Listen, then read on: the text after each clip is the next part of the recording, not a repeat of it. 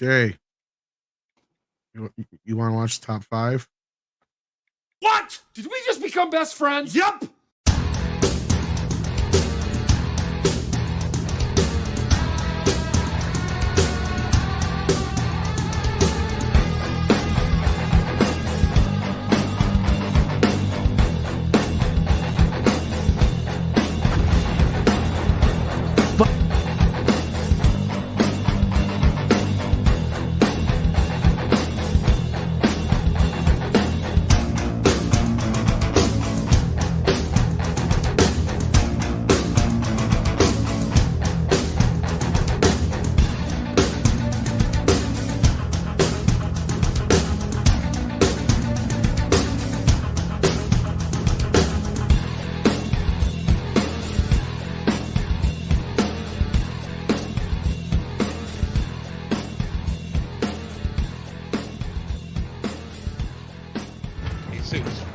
Friend of yours? He looked like a friend of mine.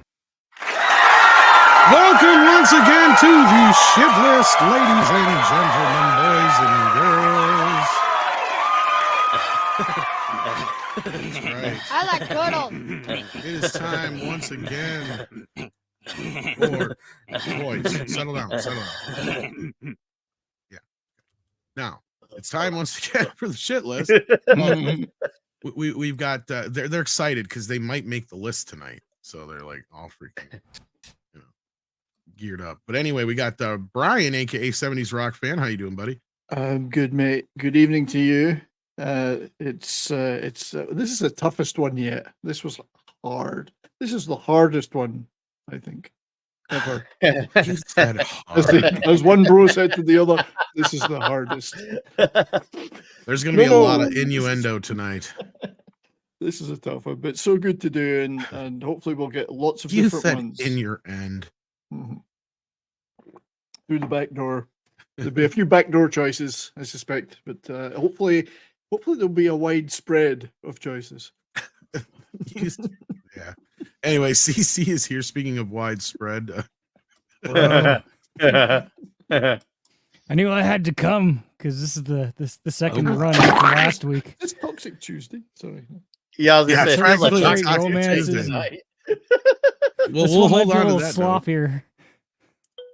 because we actually have some news for next week. I'm going to wait for Nick to announce the other part, but we're not going to have a show on here this week or this next week, Sunday, because some of us will be going to see Dune 2.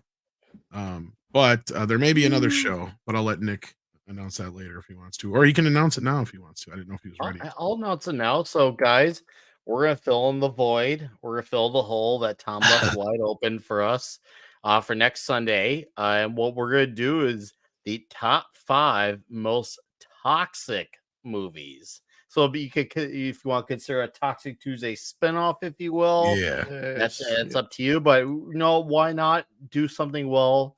Well, our Lord and Savior, Tom of the Connors, is out seeing a movie and also doing his job for the main channel. So we're going to fill in a nice, huge gap. And I will probably get on talking with Tox and 70s. And, of course, Price and CC, you guys are welcome to, come on if you want. And we can have a lot of fun with this one. This will be a fun list to fill up, too. All I'm going to say is if I could come on CC when he's in Canada, that's a heck of a shot. Just saying. Oh my. Yes. Cum does come out quite quickly. But anyway, yes, Shadow Chaser. Yes, as Andre says, Crumb says the spice must flow. So yes, the spice must flow and I must go to Dune 2. But thank you, Nick Weiser, for being here as well. And we also have Price of Reason. How you doing? I'm good. How are you? Hanging in there. I'm happy because we're here. We're doing our top 5 bromance movies, and I think everybody on the panel is really excited to do this. Probably no one more so than Toxic Man Flu, because only Toxic Man Flu knows about bromance more than anybody. I know bros. That's all I'm going to say. The ins and the outs of bros. I know that very well. As close as you can get without actually. I used to be a Senate staffer. There you go. I'm going to do this for myself. So you're fully staffed? Oh, I didn't hear that if you did this. There it goes. Set up right. No, I pressed the wrong button. Yeah, you got to check it out. We got Six sending in a pooper sticker right off the Hi, bat. Six. Thank you so much, Six. Of course, I think Six is working tonight. But I think she Kinda just heard lets the news know. about next week. So yeah, that's going to be another 2 weeks before we do that one list you were thinking about, Six. Because yeah, I didn't realize that next week is the same week that Dune 2. What list was that? The top 5 movies about sewing? No, well, we've been trying to work it out with Crocheting? Snowdove. Yeah, no, okay, that's sexist. Sexist. Six. Knitting would be okay if it was Sexist. wool. Yes. But anyway, But Crocheting yeah, with no, 6. it's for the we're gonna have Snowdub as a guest. We're gonna do the top 5 horror franchises, but it looks like we're gonna have to push that out until March. So we'll keep you posted on that. But tonight, as the marquee has promised, we are discussing bromances. So yes, we're gonna add this into here. Oh, we got a super sticker from Kalekioki who sends in 5 and says, "Turn the old 24 today." Was wondering. Oh, well, Bat Tom Happy has anything to say birthday. about that. Wondering if you could throw a little George Lucas in there too. Let's see what I can do here. Well, it's your birthday. Happy birthday, sir. Yeah. Oh, did anybody get you any Star Wars toys? Isn't it Jar Jar Binks' birthday too? Sure. You share birthdays with Cartoon Rabbit. Hi. The sister. Pastor Morntons.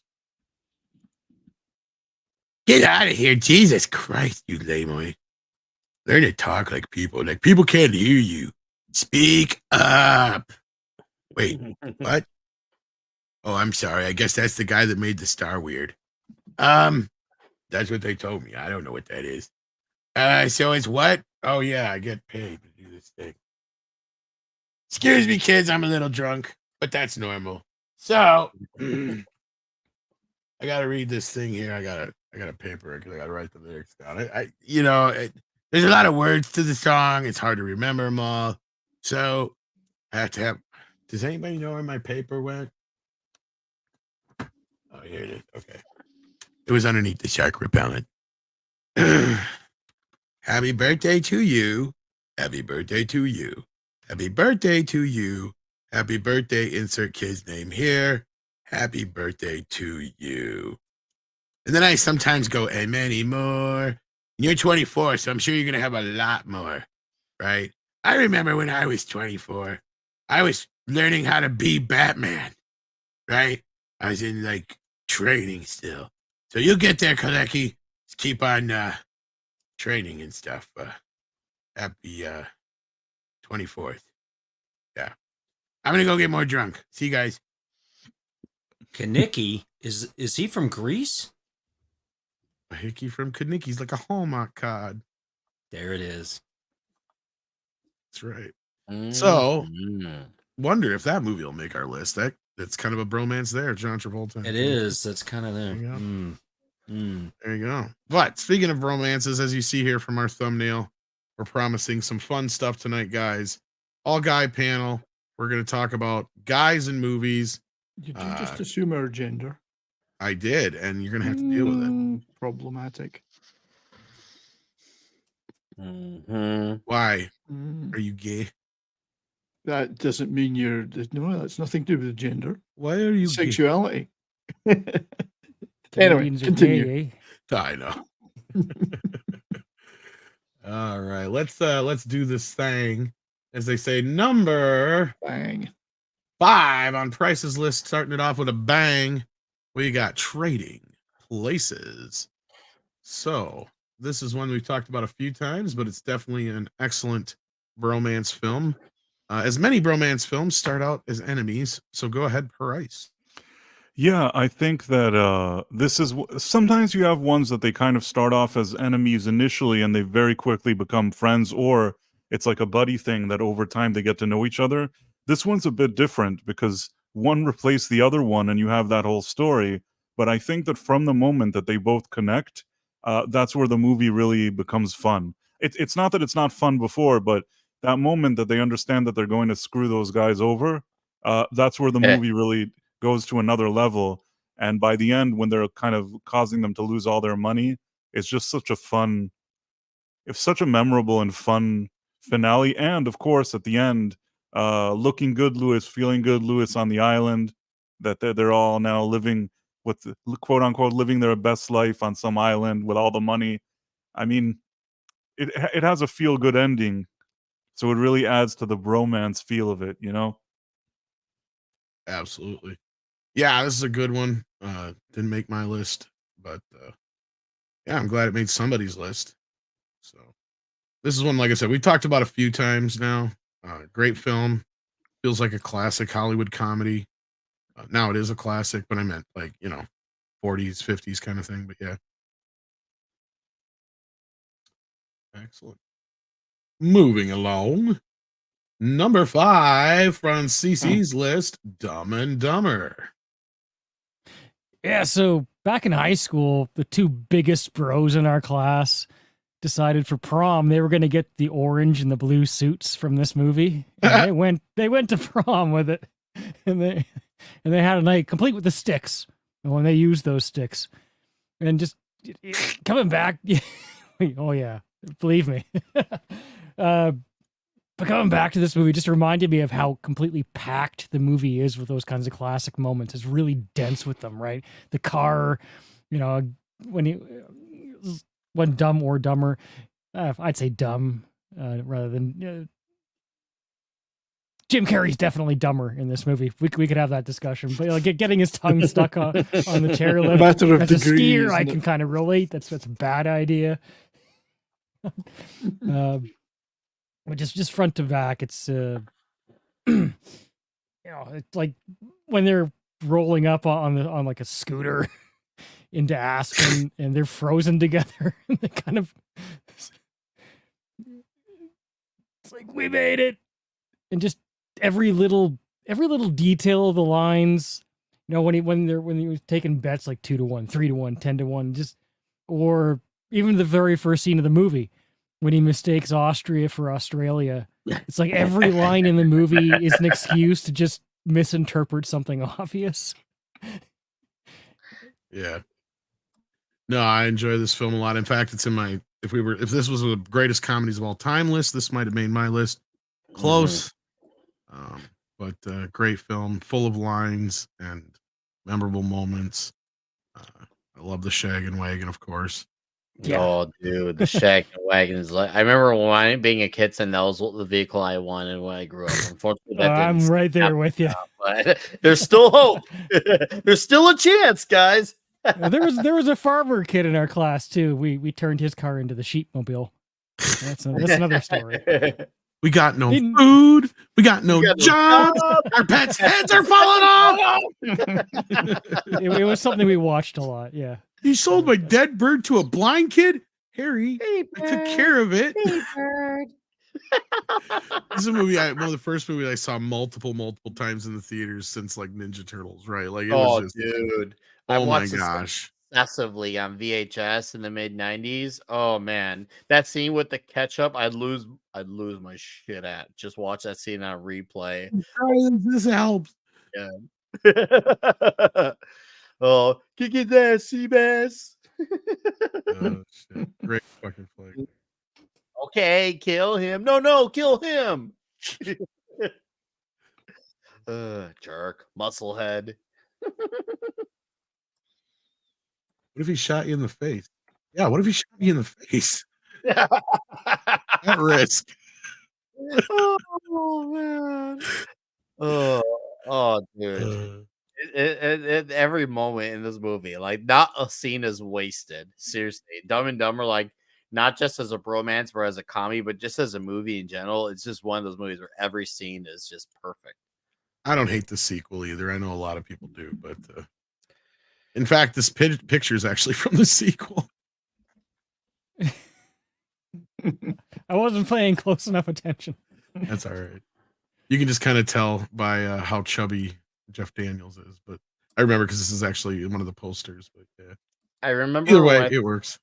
I remember the first time I saw Jeff Daniels outside Dumb and Dumber, I didn't really recognize it was him because he looks a lot more like clean and proper. And to me, it kind of weirded me out because I'm used to him looking like this in Dumb and Dumber. That to me, him looking normal was weird. Well, what's weird for me Ooh. was this was the first comedy I'd seen Jeff Daniels in. I'd seen him in all kinds of serious movies. When I seen the trailer for this, I was like, why is he in this? Why didn't they get some other comedian? And then when I saw the film, I understood why. But because that's you needed almost like not a straight man, but somebody who is not there to like steal the scene from Jim, but also know when to shine. And that's what Jeff did. And I just love how he would get into character and his explanation for it, because he said he would just muss his hair up and make himself dizzy and then clear everything from his mind and then literally just act as dumb and just like in a sense of like just like as empty-headed as he could be, right? He said he would do, and that's where he just would get that dumb stare off into nowhere.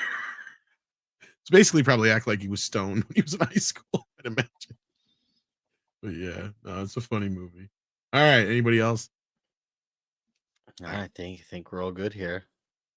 Moving right along, 70s bringing in the weird shit. Oh, so Confidential assignment. I sat Ooh. down when this was suggested, and I wrote about 50 movies down in one go, and then I wrote 10 different top fives, and then I sent myself, and some I agonized about leaving out, and I know our good friend Putin's cat in the chat has already mentioned Freebie and the Bean and Three Amigos, which were almost made my top five.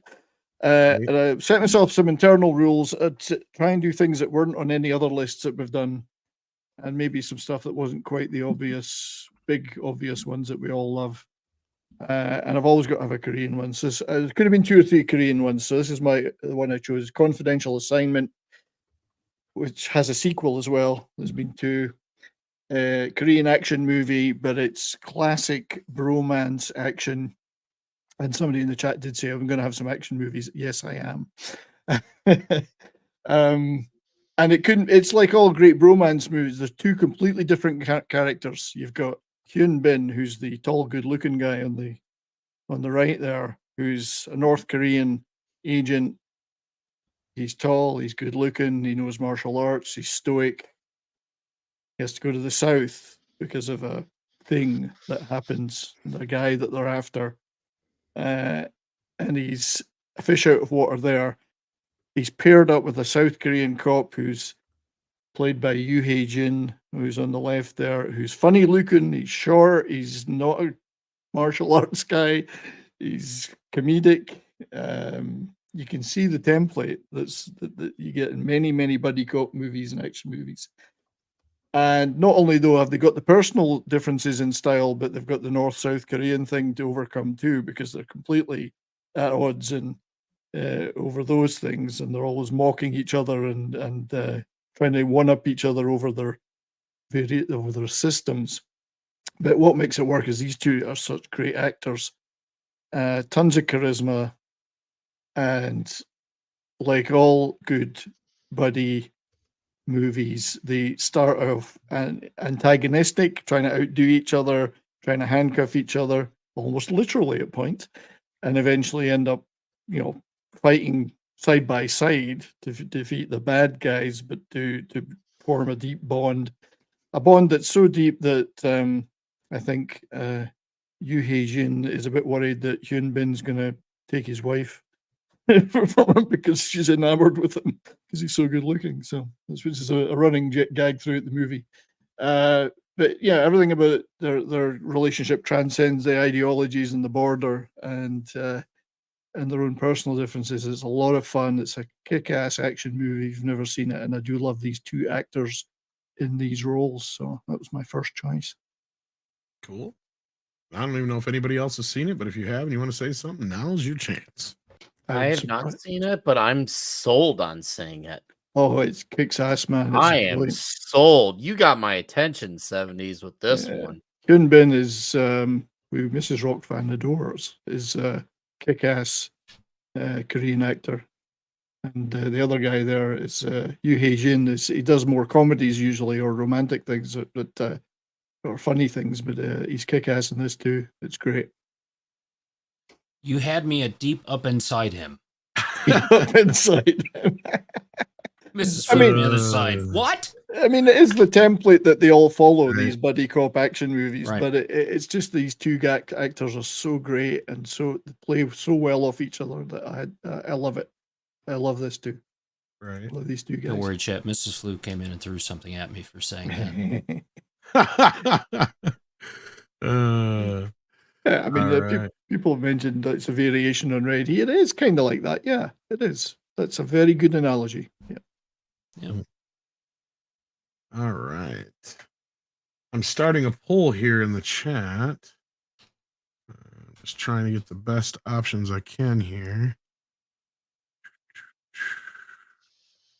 Okay, because it only gives you a fucking 4. That's the problem. Mm. So I want to kind of. And I do hope we're going to do honorable mentions at the end because there's so many. That's a lot of fucks. Yeah, dude. Are you kidding me? An honorable mention like that? That's gonna take. That's a. I that's know. A few episodes. Well, to you know be what? I real wonder if here. we shouldn't just do a sequel to this. We'll have to think about that, maybe. Yeah. Because Let's see all what the buddy market- cop movies and good buddy the comedies buddy have cop? one thing in Oh. common. They all get a sequel. That's right. The sequel gets a sequel. The sequel even gets a sequel. In some cases, the sequel of the sequel of the sequel gets a sequel and a spin-off And a prequel. and a And prequel. then we could do buddy movies that have a Korean Jesus in them. That's true. Don't be fucking with Korean Jesus. He got time for your shit. And then their next one's Vietnamese Jesus. So they're just going around the peninsula at that point. You got Korean Jesus shit to worry about. You think we got any more money left? Spent all this money on a fancy office. I'm literally in a fucking cube. Oh God, I was dying it. I'm still laughing. It's been years. I went and saw the movie The Family Very Rolling. Oh, underappreciated. something cool. Yeah. And I should have hated them. I should hate them because I love. You have no idea. Like I have the German import of the original 21 Jump Street, all the complete set. Wow. Like that's how much of a love. fan I am of the original show. But for me, like, and the reason it did is because it won me over, especially with the end. But anyway, that may or may show up on a list, so we'll have to wait and see. But anybody else got anything to say on this one so we can move along? Wait, you have the German version of what? The imported 21 Jump Street box set because they changed the music on the US version. So I have the versions with all the correct music on it. Why would they change it? Oh, is it a rights issue? Yep. And in the German one, are they speaking German or are they speaking English? No, you can get. They got both tracks. Ah, interesting. actually from a Sometimes they little bit speak better it at looking. the same time. Exactly, like sex. If you listen closely to the German one, it talks about them invading Poland a lot. There you go. Now I heard it. Yep. Tom, in that episode that they're in Nicaragua, do they have the U2 song or is that removed again? I'll have to check. I'd have to check. I checked only a few episodes. I haven't got. I just got it like. Anytime months you ago, remove but a yeah. U2 song, you improve the movie. This is You know what? true. I You're agree right, with but that. somehow as a kid I remembered it was on it, and then one day they showed it somewhere, and suddenly the song wasn't there. Probably in I said, syndication. Yeah. Yeah, there's some weird thing happened, but yeah, I won't. My go off understanding is that these are the complete uncut episodes before they got cut down for syndication, and as far as I know, they have all of the music on them because Germany doesn't really give a shit about copyright. I've learned, and if they do, they don't really do. They don't have to really do much to get through it. So anyway, that being said, Moving on. Number 5 on Toxic Man Flu's list. They live. Just put down the glasses. It's the nut shot in this film. So you got two guys, they fight so much, they kick each other in the nuts. All right. And then by the end of it, of course, spoiler alert, they both die. I mean, it's a 20-year film. Go watch the damn film. And just brought together by a mutual horror of taking over the earth, all that kind of stuff and things from there. We've talked about They Live a lot. This is one of my favorite films of all time. Roddy Piper did a great job in this one. The posters of this movie are phenomenal. And really, Keith David's great in this. He's been in multiple things. He's the voice of the president in Rick and Morty. Morty, and he's just hilarious in that. But I wish Roddy Piper was still alive, still with us. Yeah, just a great film all around. These two guys, as you say, antagonist, fighting, doing all this stuff, and by the end, bros helping each other, dying for the cause. So good I am stuff. here to chew bubble gum and kick ass, and I'm all out of bubble gum.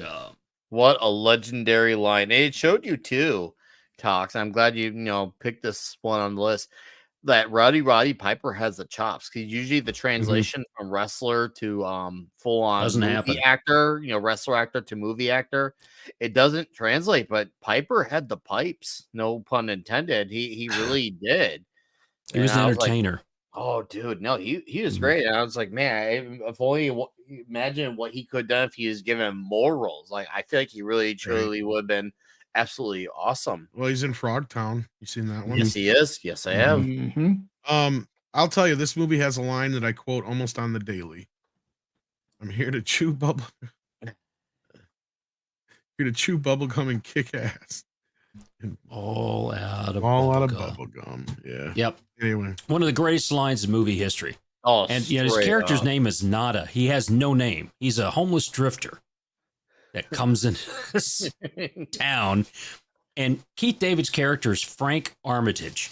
If there's a more white guy name in a film, I don't know what it is. Maybe they meant to cast David Keith instead of. Maybe Keith they David. did, but I mean, the chemistry between the two of them is really good. And Armitage at this time was stacked. He's gotten older, lost some mass, but he was not a small man. And their fight scene really good, because you see them getting tired, right? You got two guys trading blows, right? If boxing's been one of my favorite sports, and you got two heavyweights, and if they come out just slinging the first 2 rounds, there's nothing they're going to do the next 10. Oh, and yeah. I thought this was good. Unlike many fight scenes in movies, that one looks like it really hurts. I think they really connected a few times. Oh, I'm sure they did. And knowing Roddy, he probably, like the two of them, probably had it worked out a lot, like wrestling and stuff. So I'm sure they did take some real blows. But yeah, Tom H is right in the chat. Keith David was great in Platoon. Yes, Very the fight was underappreciated part in that movie. The fight was around, I think, 3 or 4 minutes long, but it feels a lot longer than it actually is because of the brutality in this movie too. And it's also because there's so many wide open long shots, and that's where I say Roddy's probably using a lot of his wrestling moves, or at least his experience. I mean, because to be able to show those kind of shots and make it look real and all that kind of stuff, and that's another reason why it feels so long, because it's not a bunch of cuts over and over and over again. That's what I love, because they recreated it shot for shot on South Park in the cripple fight episode. The cripple fight, yes, it was shot for shot, and it was I'm amazing. watching that for the first time, and I'm like, I know I've seen this somewhere. I can tell right away. Months later, you're like, oh my god! As soon as they did like the wide shot and they didn't cut for a bit, I'm like, they're doing They Live. There was like 12 people in this film, I think, besides the extras, and even the CGI kind of holds up, from there. But it's all of the subliminal messages and things around. Right when this film came out in '88, and right around then was when all this subliminal messaging and backwards masking and all this kind of stuff started coming up, and people were looking for that. And it's like now it's commonplace in anything that we do with phones and what we see in the advertising, all that stuff. The manipulation's there.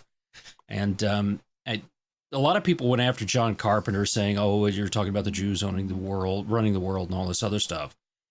It was about the, whoever the cabal is running things. And I mean, we're seeing a lot of that stuff now. And, Hollywood and all that, running people out and all those kind of things from there. It's just strange, yeah. It's strange that they would do all that stuff, but the fight scene in here, and then these two just steal it. Without them, this film wouldn't have lasted to this point. So no, and I think with what you were getting at before is kind of what we pointed out, is how the politics of this movie have shifted, right?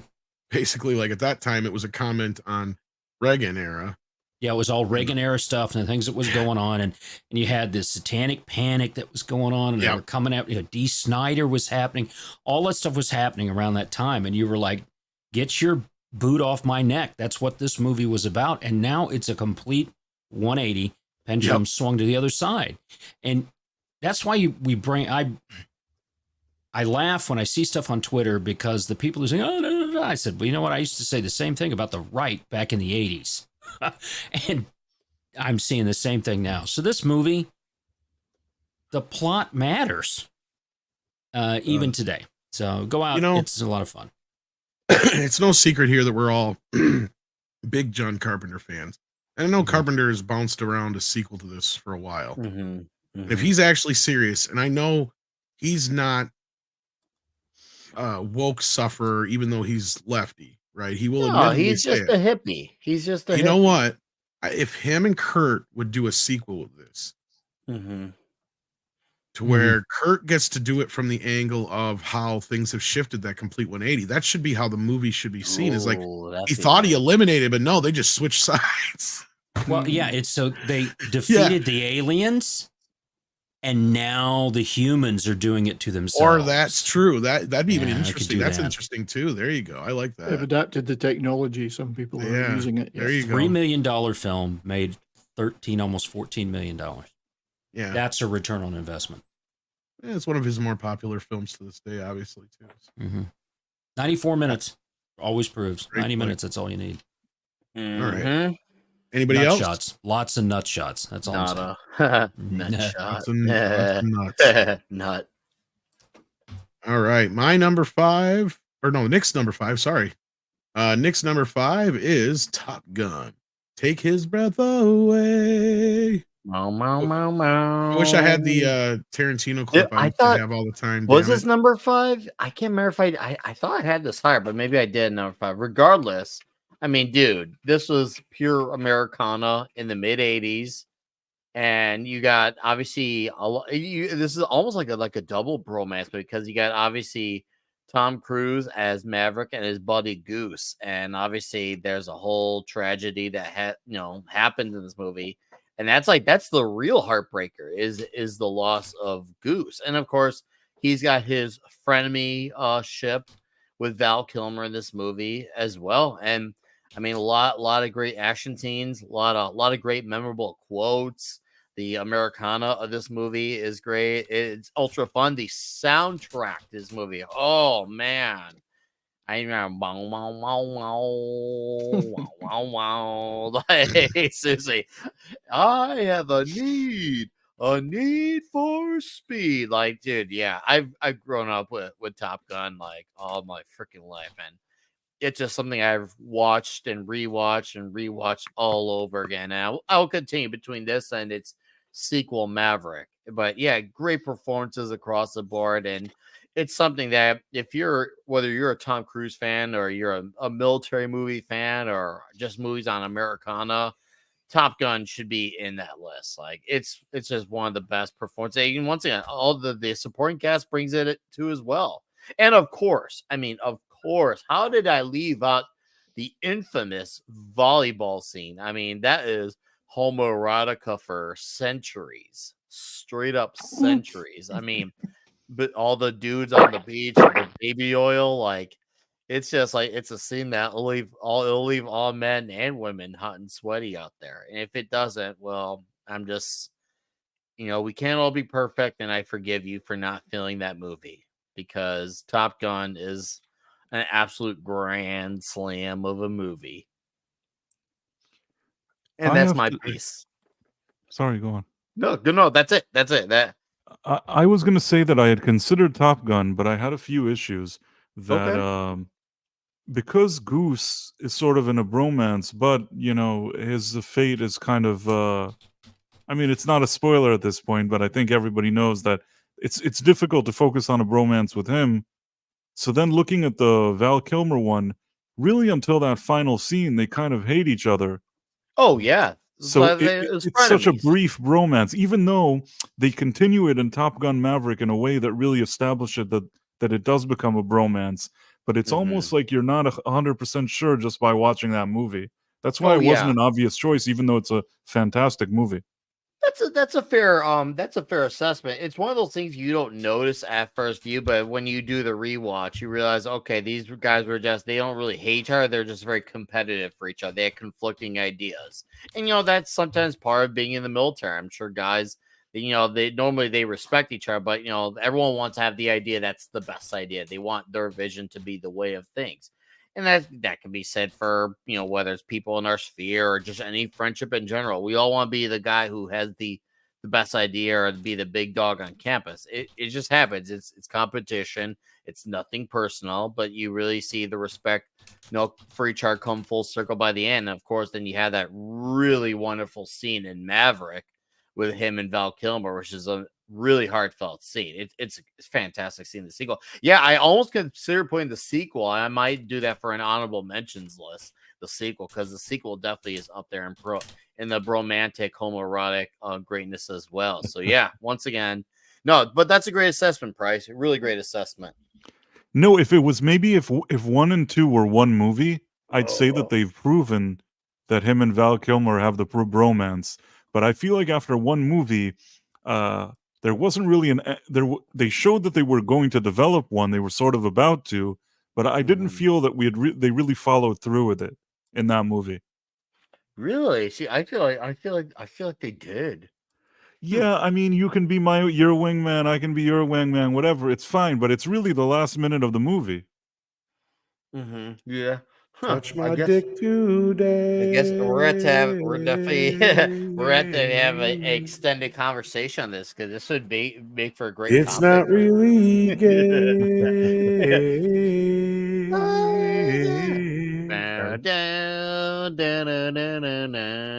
Dude, yeah, come on. That's one of the most memorable, like that song, the Top Gun song is absolutely, that's one of those songs. It's one of those things you hear a millisecond and you know it. Make my dick wet. If we touch dicks, is it gay? No. Only if you make eye contact. In the Not military, three-way. it's not, son. That's right. Not in a three-way. It's not gay. Anybody It's in else? a three-way. Oh, sorry. What? Only if you lock eyes, right?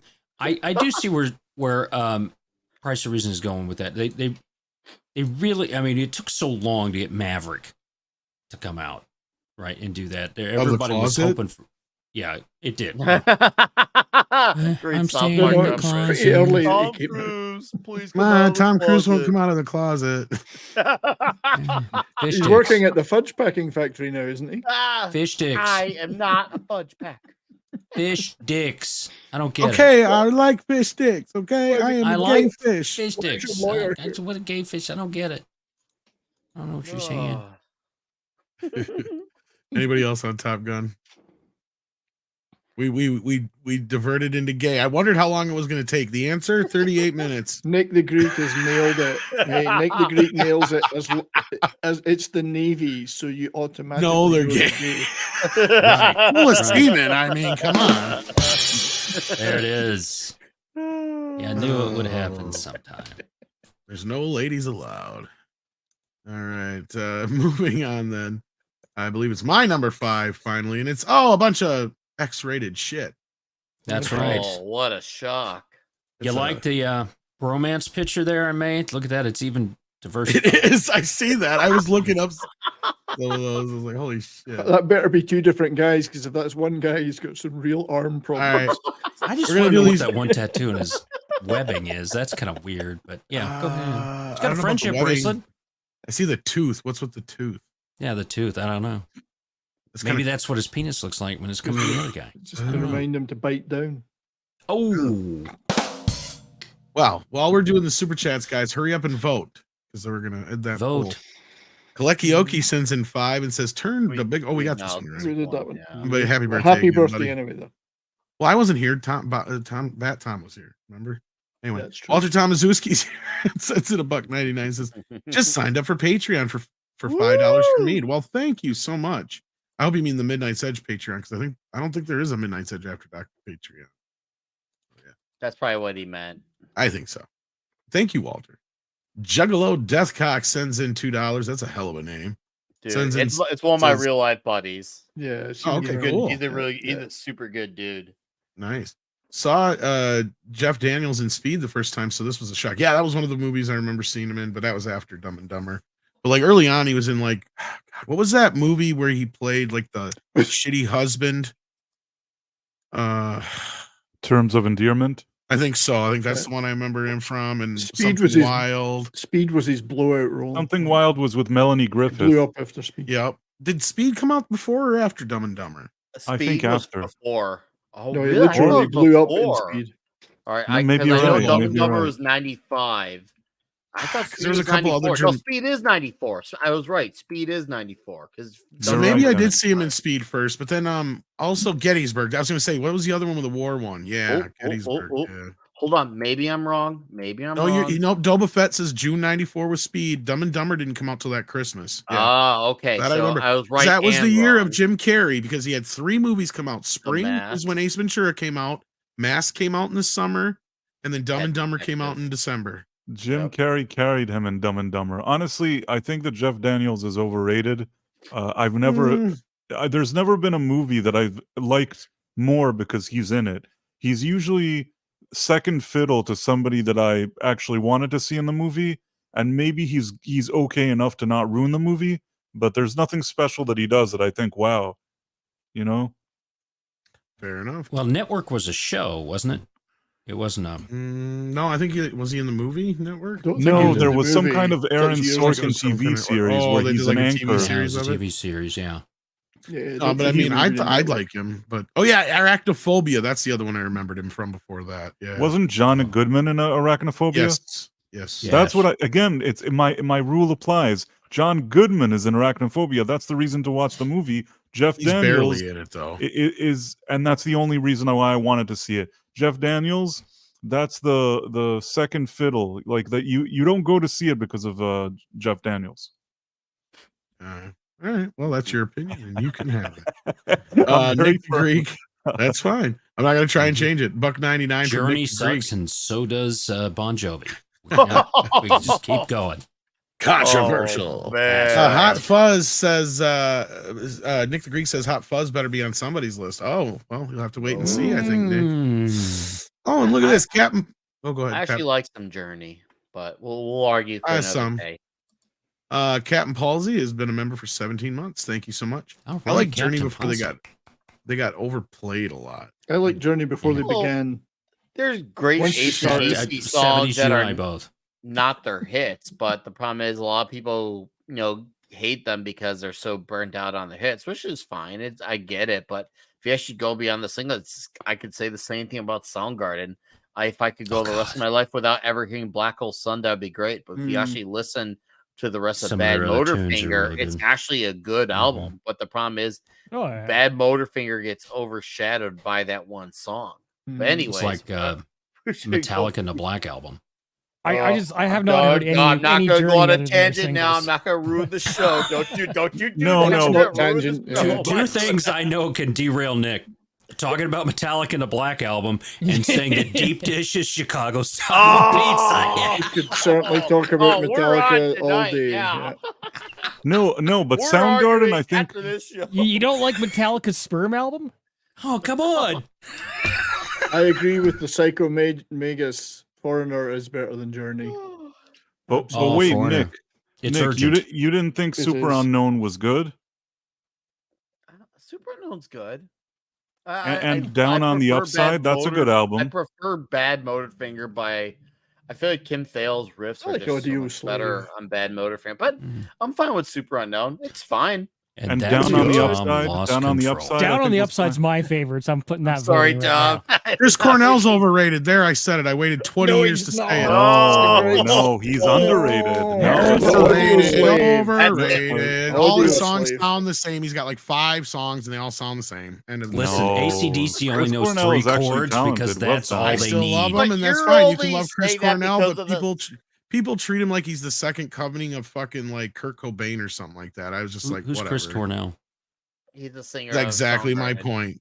Chris Cornell had a vocal capabilities that far surpass somebody like Kurt Cobain. Oh God, With all yeah. due respect to him, Oh, I mean, God, That may be my point. Was his That's a hot impact take. on his impact on like Kurt whatever. Cobain's Cornell any Kurt day. vocal cords Cobain are- can get pretty freaking high. My whole point is nobody ever gave a tried shit who he singing, was though, until after some he of was those songs? dead. Come on, Tom. I Listen to like some some audio That's why I was slave. comparing Tom. him to Kurt Tom. Cobain. That was Listen why I to was audio comparing him. slave, Tom. He's brilliant. I have. I've got a bunch of their stuff. They're all right, but I still Listen, think they're over fucking. All of rated. those people you talked about He's a can't hold a fantastic singer. candle. Was. Cannot Moving hold a on. candle to Donny Osmond. So This just is fuck true. off. Gilbert O'Sullivan was the real Gilbert's hit on there. rock singer. Yeah, he was Brad the rock Delp. You want somebody who great can singer. sing high? Brad Delp. Let's start talking. Kurt Moving Cobain on. was just very lucky. He was at the right place at the right time, and he was able to be the poster boy for that whole thing. And he But found he's his not the most generation. talented person in Seattle, not by a long shot. And I'm he not found- talking about that part. I'm talking about the impact because nobody gave a shit about him until they were dead. But Kurt Cobain That's what I'm did talking find about. his generation's Yoko Ono, so there is that. That's true. He did. That he did. Proof. That'll give you that, man. And he went did out that. just Yeah. like John. Somebody shot him. Yeah. Right. Anyway, He I got lost the his new head, poll that's up, for sure. and the old poll is buddy duo cop movies or buddy cop duo. If I could talk today, Lethal Weapon 1 was 66% of the vote. Holy shit!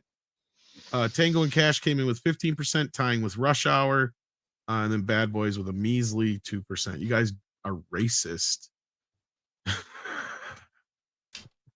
All right, let's move on here to number 4, and it's another triple X movie, or Yeah. quadruple X movie. Lots of Quadruple- porns tonight. A lot of porn. Well, gay porn. Ron. Ron. Ron? So we'll be back, Price. We'll be back, Price. Okay. CC. Wayne's World. It's Wayne's World. Wayne's Party World. time. Excellent. Well, at least you got So one is what? Canadian on your list. 2 Canadians, actually. Jim Carrey and now Mike Myers. I am a fan of Canadians. I mean, I was raised I around wonder them, why. so Yeah, bias monkeys there. might fly out of my butt. I mean, Mike Myers may have done it to himself, but it was sad to see him get onto the blacklist because I don't know. It was always fun seeing him in movies and just existing, and, giving us something. And then But- suddenly he was gone because he But that's couldn't do what anything anymore. happens when you make a movie about the Toronto Maple Leafs. Yeah, That's going to kill any career. it's Yes. true. Even though that's a whole other discussion. But actually, Mike Myers has been seen at the Maple Leafs games, I believe. Mhm. So Mhm. that- What that is he could also be part serving of it. one at the concession store? Didn't his wife die of cancer and he kind of introverted on himself for a while? I think you're thinking of Rick Moranis. Rick Moranis. Yep. No, It's Rick another Canadian. Moranis basically gave up his career to look after his kids. Yeah. Yeah. With Ooh, Mike nice Myers. sticks, Tom. Ooh. Oh, man. Look at that. Yeah. Did you say nice dick, Tom? That's big. Mhm. A little tapers off at the tip, but yeah, Thanks that's to modern good. science, you could stick 2 of them together. it's true. You deserve this one, Sissy. All right, sorry, That's I didn't mean nice. to disrupt, but Wayne's What a World, great, yeah. what a great movie. I think that Mike Myers just sometimes when it comes to comedy, and you also have seen this with Jim Carrey and with Eddie Murphy, there's a moment in time, especially if you're younger and you're at your peak. It's not the same thing as drama. Comedy changes all the time. What at one moment in time you were the funniest person on earth, 10, 20 years later, you may be still funny, but you may not be the funniest person on earth. And I think that's what happened to Mike Myers. It's fair. He- I mean, with yeah. this movie though, it's like this came out in '92, hmm and Yeah. they First were one, doing yeah. they were doing YouTube, basically, right? Right. Oh, I know. right. I came up with a third decades movie bef- where they should be on Yeah. YouTube. Well, like Well, that's that's kind of why. the whole That's why I hope they go through with it. I mean, obviously, it still has to be well written. Going to Price's point, right? But hmm there's tons of opportunity to like it fits, right? Especially it doesn't Mhm. matter that like Dana Carvey's 67 now. I think it's perfect. You know, just make them old guys just still doing Wayne's World from their basement, but Yeah. it's on Oh, YouTube now. Could Perfect. be funny, actually. Yeah, if they did it right. So Absolutely. okay, so anyone who knows me knows I'm absolutely in love with this movie. It's probably one of the top 10 most movies I've watched for all of my existence. I used to live by the scene when they're rock out to Queen, they pass by that tower of cars That was that particular scene was shot in a town called Berwyn, aka the what Svengoolie likes to say. I lived by that because I was in front of a Walgreens on Cermak and Harlem, the intersection. I don't see this as a bromance movie, but this still is a 10 out of 10 movie for me nonetheless. Because to me, this is obviously you have a bromance in here and a really good one at that. These guys play off very well off each other. But to me, it felt more about Mike Myers and Cassandra, obviously, aka Tia Carrere. That's a fair point. As soon as she enters the movie, like I love the movie, but like it's almost too true to life. She enters the movie and it kind of disrupts the bro flow. Yeah, and that's Well, fine almost because it disrupted works. so much. I think we talked about this on Toxic Tuesday, but like it disrupted it so much that at one point Dana Carvey didn't even want to be in the movie. Yeah. Yep. Oh shit, eh? Yeah, he's like, I have nothing to do. do in this movie. Like, you can make this movie without me. Just recast him, or just don't have me in it, or whatever. And Oh, the so, movie does like, not they work panicked. without Dana Carvey. Yeah, so they panicked and they Stupid. gave Dana a lot more to do. But like, yeah, like at one point, I guess he had very little in the script. So, yeah. Also, But no. and go ahead. I was just saying, no, I guess that's kind of what started some of the rift between him and Mike. And then in the sequel, of course, luckily he got a lot more to do with the Kim Basinger bit and all that stuff. But yeah. Guys, Yeah, there's just with Mike Myers, the one thing I've noticed is that he'll repeat a joke Over until and you're over. so tired of it. That was the whole point of the second Austin Powers movie, wasn't it? Or was Yeah, it? I think it just was to the keep second doing one. The this. third one. The third one. The third one. so- The third one? Oh, The second Yeah, is the still got first away and with second it. one is really good, and then the third one is where it's literally like the greatest hits list. Right. So like, that's why I'm afraid of him making a Wayne's Preparation World H, 3, yeah. because I'm like, oh shit, he'll just redo all the same jokes from the first movie. Like he'll take the idea that we said, but he'll make it to where it's about him having a YouTube show, and then somebody like will come in and buy up his YouTube show, and then they'll be out of their YouTube show because they don't own it actually anymore, and it'll be the same exact fucking plot as the first movie. See, that's the true, problem Ed. with fucking Mike Myers. Now, if you guys took the plots and stuff elements that we were throwing out there, then maybe it'd be a little different, because you got to actually play to the modern audience and all that stuff and come up with something completely different. It cannot be the same plot as the first one, right? But anyway, that being said, like, yeah, he got so bad to a point where the Love Guru was basically like the Love Guru 3 Well, before he even made it another. Like, That's why I say he Blacklist. jumped right After into that the movie, bad deep yeah. end with that one. Yeah. After that movie, I think that he was just not. He was he was blacklisted gone. for a Yeah. after that movie. Maybe it was something that totally different, but that movie was so bad, right? That and it was advertised so heavily. I have to figure that he got cut after that for a long time. I think I watched it once and I can't remember anything about it. Oh, I can. It's just horrendous. It is Oh, the literally Love just Guru? skit after Oh. skit after skit. Cat in the Hat was already bad enough. The local Blockbuster just had a wall full of that movie. They bought the Dude, shit out of it, right? So 'Cause did it was- we.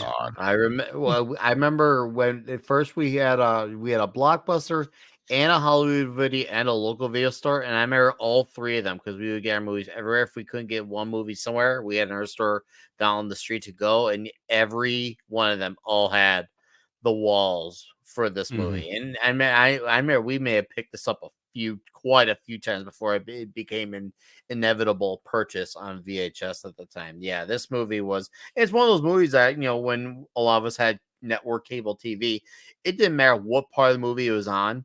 You watched kept it on and watched it. It's one of those movies like, got great characters, memorable lines. I mean, the Queen scene, it was my gateway to Queen. It was my gateway to Alice Cooper when I heard. Now, I knew about Queen before this movie came out. I'm a huge fan of being a Queen fan. Yeah, Okay. Queen's fantastic. But but you made a point I wanted. Back then, we didn't have the ability to, when TiVo came out, you could record stuff and go back and do all that, everything. It was so cool. But I learned to watch movies in that cable era of catching it at 15 minutes at a time and having to remember it and then catching the next part, right? So you'd be flipping through channels, say, oh, I haven't seen, and would watch movies that way. I've been watching movies in 15-minute increments for a long time. And it's very hard to sit down through an entire 3-hour film because I just get bored with some of it going from there. But this is a film, of course, saw in theaters, and that whole scene in the car to Bohemian Rhapsody is. I should point out that I'd seen Queen twice in concert long before this movie was ever Nice. made. Whoa. Yeah, I was a huge gigantic fan before this. douchebag. Freddie That's Mercury? what Pretty much I'm anybody saying. who was older than 8 knew who Queen was, but yeah, basically. 1974, I got into them in a big way. Yeah. Yeah. Talking about coming out. Did you get swinging into with the Freddie movie Mercury too, in a big right? way? Yeah, I wasn't his type. You went up to 11 with him, didn't you? Yeah, Oh. yeah there it is. I didn't There it is. I didn't have the mustache, so I wasn't his type. Oh man, Oh. He was a little I sheepish. envy That was the you. A problem. little sheepish. I envy you for He seeing did that like my live. sheepskin jacket, though. Oh, he which were did. Oh, quite that's popular. good. That's good. Quite That's popular. bad. We knew Freddie Mercury's kink was he liked that you had a sheep clothing on, but he didn't like how you didn't have a stash on. That's where he discriminated you openly. No stash, no dick. I want it all. Sorry, I think I stepped all over CC. He was. I want Yeah, it see, do now. you want to talk about the movie you picked? No, the only other thing I was going to say is talk about coming out swinging, right? Like you want to start off a movie strong, and they basically start the movie after the opening scene of them actually doing a show. They kick right into Bohemian Rhapsody. Mhm. That is the front of the movie. That keeps you going for the rest of it. Right. But it's such a good also a opening. point. Yeah, but it's Which also is a point funny because after the you watch studio the wanted opening, to cut you it leave. out. Really? Actually, yeah. The studio thought it slowed the movie down. They're like, take it out. They're It's like, kind of why? like Freebird. Yeah. Yeah. Well, they're like, We're just going to cut the movie and the song on it's like here. it slows the movie down for 3 minutes. Why the fuck? You know, like, and it has serves no purpose. Like, That's the point. Yeah. But that's kind of the whole point of the movie, right? And I think that's probably what Mike's argument was, is like, yeah, that's the movie. Like, you know, that's kind of what Wayne's World is. It's just randomness, right? Like, I mean, they It's are a cable access show.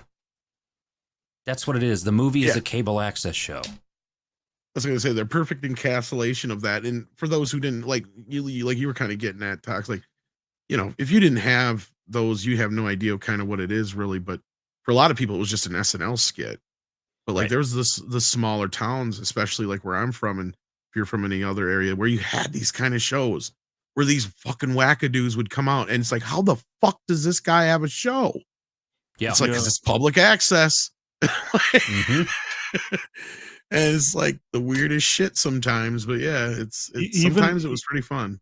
Even in bigger cities, you know, you'd suddenly have a channel that would have this kind of public access stuff. And even if it was a city like New York, you'd still have some weirdos and you still wouldn't know how they have a show. It's like they found weirdos in every place. Maybe in small towns they were even more weirdos, but I think that they managed to find every place there was public access, there was always weirdos. And when it was late at night, they were usually without clothes on too. Yeah. There were a lot you know of what I stuff mean? happening. So it's just like YouTube then. Pretty much. It was you, and that's the whole point. Like we were saying, taking off the kicking off the front end of this was that, like, yeah, I mean, these guys are doing now what a lot of YouTubers are still doing. You know, especially with the crazy shit like, you know, like PewDiePie and some of those guys do. You know what I mean? Like, Ian it's pretty much Giovanni it. in the chat, Tom. Ian Giovanni wants to know if you're going to pick Clerks. No. I Spoilers, considered, no. I considered Kevin Smith movies, And if I was gonna pick one, it would be be Jay and Silent Bob Strike Back anyway. Just to be agreed. honest with you. 100% agreed with that. That's not 'Cause that's the one Clerks that isn't highlights them the Isn't a best. bro movie. It's a blow movie. Well, and Randall and Dante aren't really the greatest of friends, but Jay and Silent Bob are hetero life mates. So like That's true. to me, like that's the one that like I would probably highlight. But that's So just we've talked about a movie that's not on the list. because Randall's a dick. Music. That's not on. But I love him. That Yeah. isn't, That's all right. We No, guess no, what? Culture's not live tonight, and Valiant's still live. So there you go. I'm I wonder what he's trying talking to. Still alive. Disney, Yeah. Is Disney still bankrupt? Then what else I are you going guess. to talk about? Fair enough. They have a lot of Disney news this week. I'll give them that. But that's every Yeah, fucking week. fair enough. It's like, Oh, look. Is that what's that up in the sky? Is it a That Alec bird? Baldwin? Is it a plane? No, it's Disney flaming out straight into the ground. Yeah. again. Again. Again. Somebody mentioned Alec Fuck Oh. you. That's my name. Shit. Oh, we're all Jesus good. Christ. There's no women here. There's no tonight. women on here, so that's fine. We got a good chance of it. Jeez, Alec. Why you gotta Watch be the like head, that? man. I know. Not so high. Aim low. That's what she said. Aim low. Hey, speaking of Valiant Renegade Raid. Yeah, speaking of aiming low, Hey, guys, there's the thanks for Oh, coming in, how about guys. I that? see. Hello. Just ignore hello, what hello. I just said. Yeah. Yes, Also, indeed.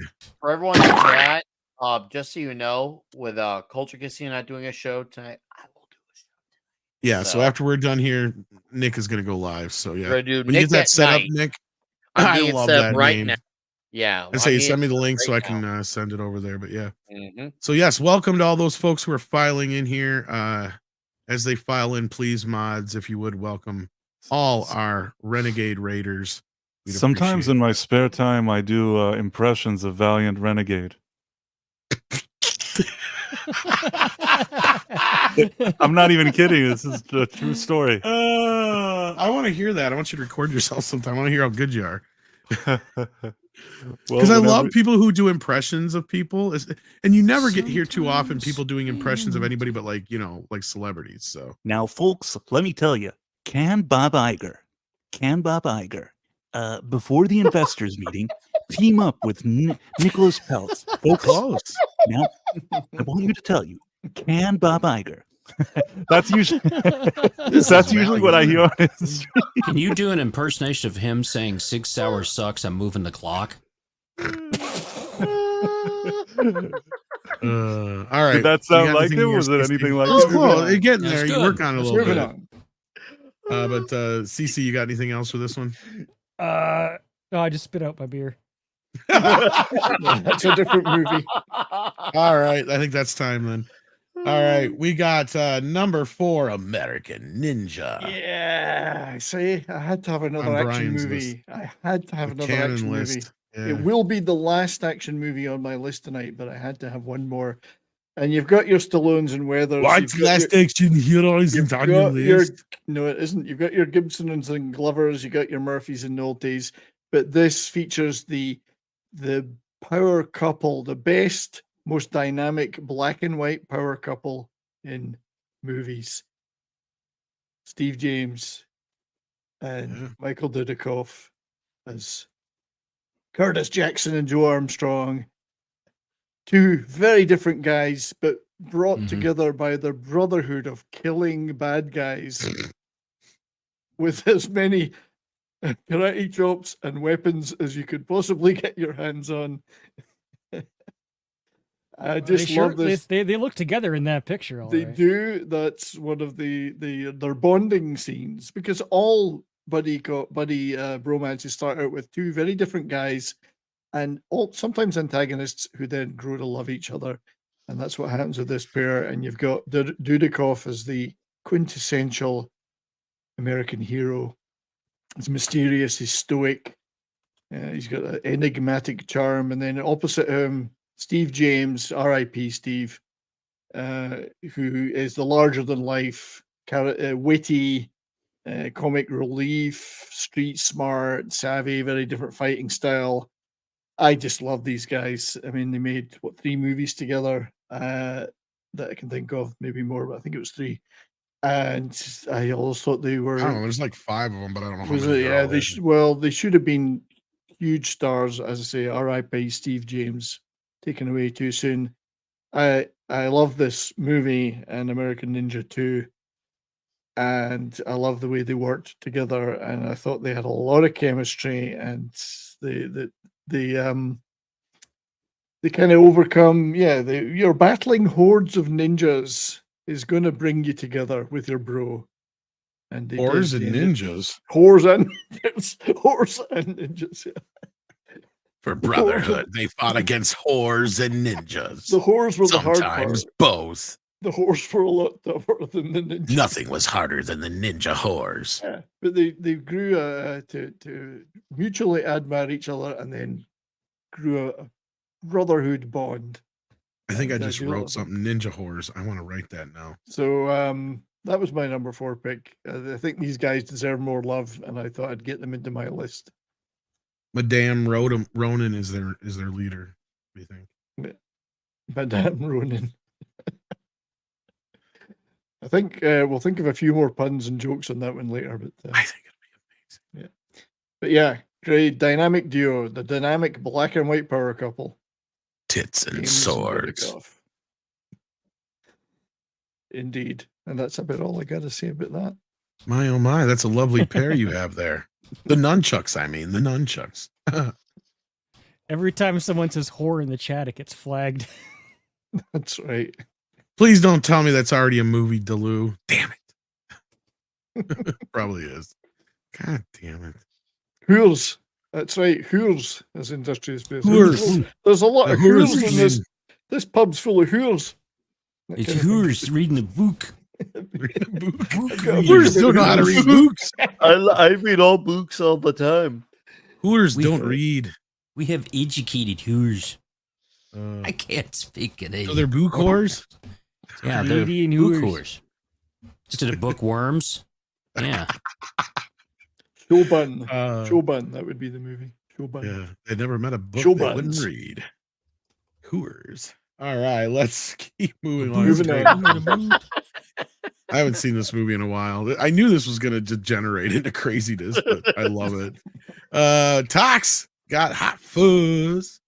So, Yeah, this is a love letter yeah. to 80s action films. Love it. most definitely. And the one thing that I wanted to point out about this film, I've seen this film multiple times. Nick Frost, Simon Pegg, and Edgar Wright. The stuff that they've done, Paul, World's End, and of course, Shaun of the Dead, all this stuff, right? All good films. Run, Fat Boy, Run is a good one.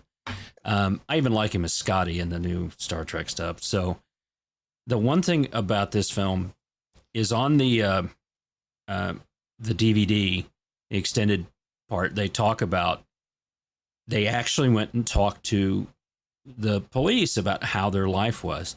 And they said, don't underplay the vast amount of paperwork that we have to do. So I love the scenes that when they've got the guns on and stuff, they're doing that, but they do the same exact kind of fast action, jump cut scenes as they're doing the paperwork. So he's always clicking the pen like he's arresting somebody from there. But just two people that come together, become very close. It's them against the town when it's all said and done. Funny comedy and just an amazing film. Like I say, I watch it all the time. I own this physical media. Buy your physical media, folks, because you can't get it at Best Buy anymore. And but if you haven't seen this film, you're not going to waste it's 2 hours. You're not going to waste the 2 hours by watching this. It's really good. I picked the ice cream scene because this is one of my favorites.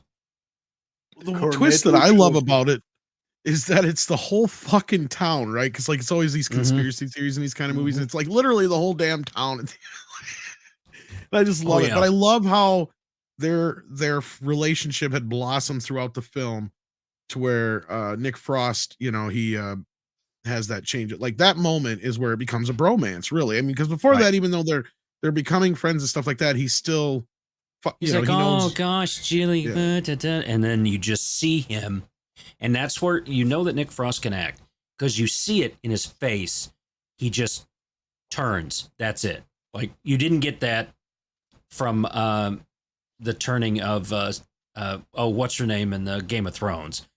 Yeah, the blonde chick. That you didn't get it. Oh, now she's angry. You didn't see that, and you didn't see Emilia Darth Vader Clarke. turning. Yeah, right Amelia. in those. You didn't see that, but here Khaleesi. he sells it. Khaleesi was the name I was trying to think Khaleesi, of. But Khaleesi. Yeah, you didn't get it. Oh, okay. Yeah, she's supposed to because that's what's supposed to happen. In here, you don't know if he's going to turn until he does. That's because she'd used up all her facial emotions when she was pegged from behind by Jason Momoa. Yes, that's true. She's so Every bad. single one of them. She ran the gamut of emotions from A to B. Yeah. Mm-hmm. Ow. Yeah. Is Mrs. Flu beating you with her meat? Yeah, she can. Yeah. They're asking Man, if oh you're man. beating me. Another gay innuendo. The pull is tight. Asking if you were beating me with your meat. So you guys got to get in there and vote. roughly half of you have voted. Yeah, Oh I shit! wish. Here we go. Oh, I hear a meat beating coming. No, she's going to bed. Oh, missed opportunity. Oh, no, she'll get me. It'll That's her happen. maiden name. Oh, there it is. Let's keep moving here, and of course, Toxic was the brightest man in the world and picked that opportunity up, right? There, I just Mhm. gained you a bunch of points there, buddy. Thank you very much. She won't be the wiser. She has no idea. That's right. Okay. All right. You're so lucky to have her. Just so lucky. Speaking of romance, let's get back to Bromance. So yeah, anybody else on Hot Fuzz? I love it. It's a great fic. Yeah, solid film. Good choice. Really good choice. Really good Keep choice. moving then. Yeah. Nick Weiser wants to watch some gay porn. So we'll let Nick watch some gay Apparently. porn while we move on to my number 4, Die Hard with a Vengeance. I mean, how do you take a movie where it's a singular character, because kind of like you guys were talking about Wayne's World earlier and some other things, but then they turn around and they turn it into a buddy film in the third film, technically, as far as the director's concerned, the second film, but because he just ignores the second one for the most part. But no, it's a great fucking flick, and these two have such great chemistry that they've worked together a few times now, obviously. And the funny thing was when they had made this movie, they had already been in a few movies that they hadn't had any scenes together in, like Pulp Fiction and a couple other ones I can't recall offhand, but I just remember Samuel Jackson making that point in the interview during this movie coming out. And yeah, it was just that movie that summer. I mean, I expected to like it when I went to see it. I didn't expect to love it as much as I do. And to me, it's one of those movies that almost rivals the first film. Of course, the first film's the first film. It's Die Hard. I could contend that. But yeah, it's it like could be contended. That's the thing. yeah, that's what I mean. This movie is so clever and so different from the original film, but yet you almost don't even have to see the original film to get this one. It works. It helps, but there's still help. nothing. There's a few references, but not really. It's not like Homework, the movie that you're getting now. Like if they just removed the water jugs from the movie, I think I would like it just a What's little wrong bit with the more. water jugs? Because I love that scene. What have you got I against got jugs? water jugs in my rig. doesn't What, like what are you jugs. hating on him for? There's something about that water jug scene that doesn't ring true to me. Oh, I love it. In fact, I think somebody said that the math actually works too once. Because I love that scene because that's the part where he's like, say it. Go ahead and say it. You know what you're going to say. He's like, I was going to call you an asshole, okay? You're an asshole. What is it with you people? I Who have. you calling to you people? answer that I know question. that's the thing. It's like, I love this fucking movie. Yeah, the chemistry between them is what makes this film. There's a lot of good stuff, a lot of action in this film, but these are two good actors acting, and ad-libbed a lot. And you've listened to all the, the post interviews and all that stuff with this. It's just, you're right. I think it's as good as the first film. Price, I would say the scene that takes me to the point where I'm just like, I don't know about that they survive is when they jump on the fucking boat. Like, that's the part where I'm just like, okay, that's taking it a bit into like the action movie That territory. whole but ending otherwise, feels rushed, the whole ending. Well, you do know they reshot the whole ending. Yeah, right? I remember reading something like that, and it feels that way. It feels like the movie just kind of ends abruptly. Go watch the alternate ending. I'm sure it's online. It's on the Blu-ray. It's actually really good. I mean, So but why you do- can see why they changed it because it's very different and it's not a Die Hard ending. That's why. Oh. Yeah. The short version is basically it picks up a few months after the movie leaves off. He gets away at the end. And then the movie leads up to right where it does, but instead the movie switches over where basically he realizes, oh, they're in Canada or whatever. Well, instead he waits a few months, tracks him down in Canada, and then meets up with him he finds him in a restaurant and they're talking face to face, and he's got a fucking missile launcher there on the table, and they're playing like a Simon Says game together. It's really clever. Check it out. But yeah, it just didn't fit the tone of a Die Hard movie. But yeah. But that's of course because this wasn't a Die Hard movie to begin with. It was a movie called Simon Says. So there you go. That's why it works so well on its own too. So yeah, I'll have to check out that other ending. Yeah. All right. Anybody else on this one before we move on? Because we got a poll in the chat. Dennis Hopper. Dennis Hopper's great. Mm-hmm. All right, kids.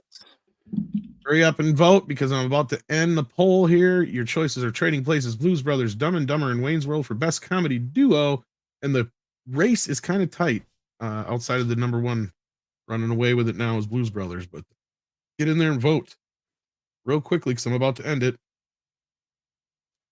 Come on, guys. There's at least half of you that smack the haven't like voted. button too. I think we got 144 of those. If you guys could please do that, Tom would appreciate it. Tom needs the love.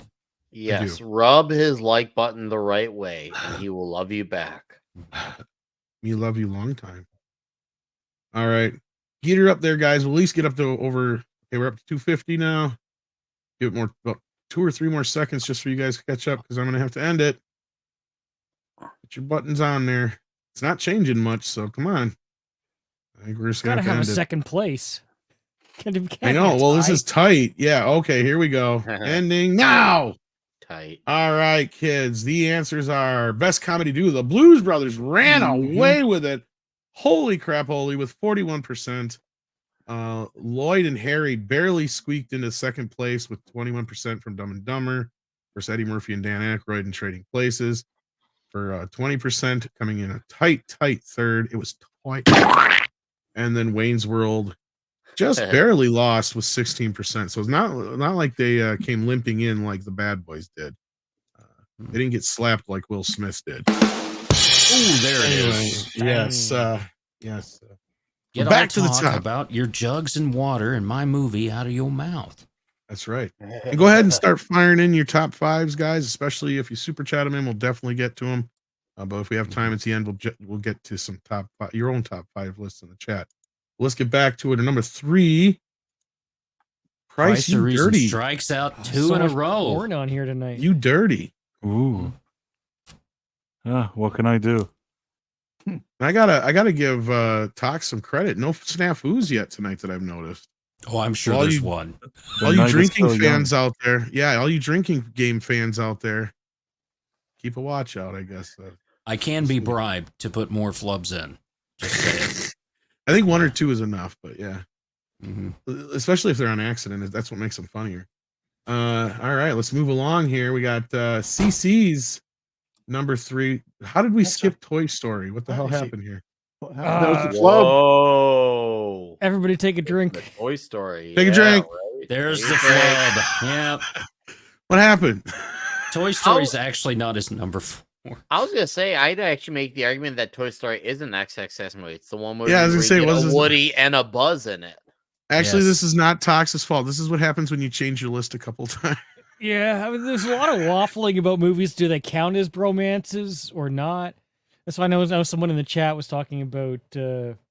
Well, now I totally forget what movie we were talking about, but yeah, the movie I totally forgot. Oh, the one in the private chat we were talking about? Yeah. All right. No, the other one. Oh, there's another one you're talking about? Yeah, I can't even remember. Oh, you mean Juno? Stand By Me. Oh, Stand By Me. Okay. It's like they're 4 kids. Is that a bromance or is it like a kid's adventure journey, like a self-discovery, you know? I can't remember which one of you smartasses asked that right now. Like, does Juno count since, you know?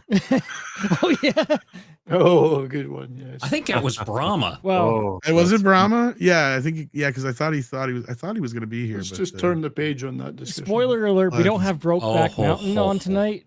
Oh, but well, that goes over the line. See, that's not a bromance anymore. That's a flat out romance at that point. If 6 was here, I suspect we'd have it. Movie. That movie could have just squeezed right in. It could have squeezed in. Oh, I'm sure. So basically your 5 and 4 your 5 should be number 4. And yeah, he replaced Toy Story. So with 3 is okay. Yeah. We're just gonna Wayne's move on. World's number 4 and Dumb and Dumber's number 5, and I just kind of. Are we on 3 now though? Are we on the 3? We are on 3. 3 is now. So CC's watching porn. So he's got to go watch some porn. 70s though. Pick one that almost made my list, motherfucker. This is off the action movies now and onto the old movies. So, showing my age. Even this one, I was around when this was out, but certainly didn't go and see it in the cinema.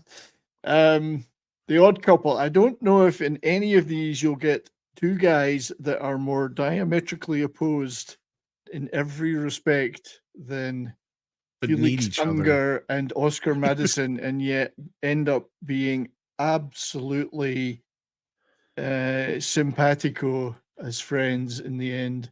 This is Neil Simon, of course, wrote the play of this and then wrote the screenplay, and it's sharp, razor sharp.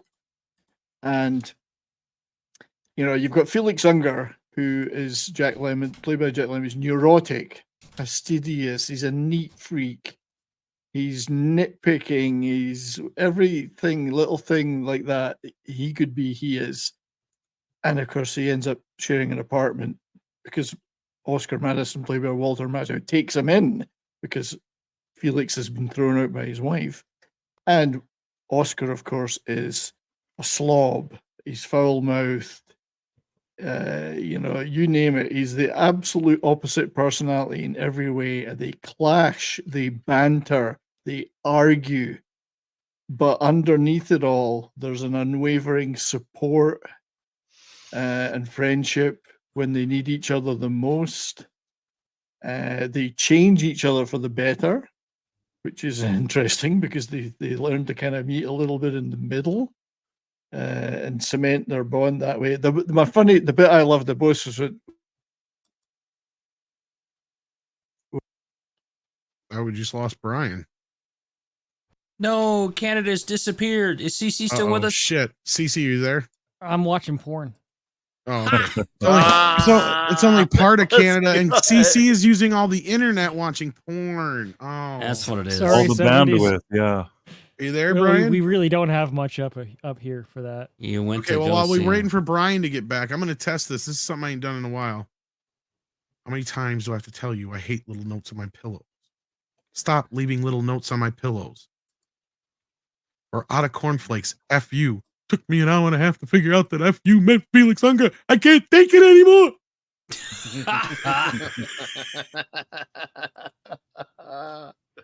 I had a strange journey with this show because I actually watched the TV show before I saw the movie because it used to be on reruns back in the day. So I was already used to Klugman and Randall.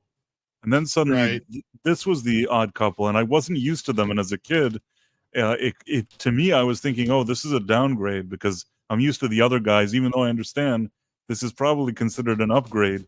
But as a kid, I didn't see it that way. You want a sandwich? What do you got? I got brown ones and I got green ones. What's the brown one? I love that part of is it Vegas Vacation? I'll have some of the green or some of the yeller. Yeah. It's either really old bologna or good cheese. Oh, this is just what about the green? One. He's still there? Oh no, he left us for good. Oh, no, I think he'll be back though. He had an internet snafu. This was his moment to shine. It was The Odd Couple. Oh, it's a great fucking flick. This was one that barely, and I was glad to see it made somebody's list. This is a classic one. And, it's kind of like these guys are in a bromance just like Jackie Gleason and his wife were in a romance. It was all surface level anger and yelling and all that stuff. But as soon as everybody left and the door shut, they couldn't live without each other. Right? And that's what this was. Totally different, totally opposite, but, loved each other. One of these days, Ralph is going to send Alice to the moon, isn't he? That's right. What were you going to say, CC?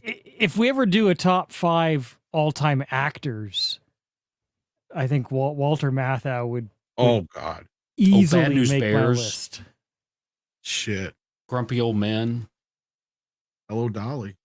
Yeah, and his older stuff where he's younger and things. Mhm. Yeah, he's Yeah. Well, him and Walter, or him and Jack, had made a lot more movies than most people remember. That's the other thing. God, who would my top actor be? That's a tough one. I imagine it would be somebody in Breakin' or Breakin' 2 Electric Boogaloo. It would actually be, Electric Boogaloo. That's who it would be. All right. Well, I think Brian hopefully will be back. I think we're gonna move on though because I don't know we're what gonna this is about. Oh, I know what it's boot. He's Boot. He didn't want to do the Booted show the boot. anymore. Maybe he It didn't. said his unplug it. laptop cracked, eh? Uh-oh. So maybe I don't know. Maybe he just dropped it from all the porn. Could be. The sheep porn. He didn't Canada have only any gets internet for so porn. long.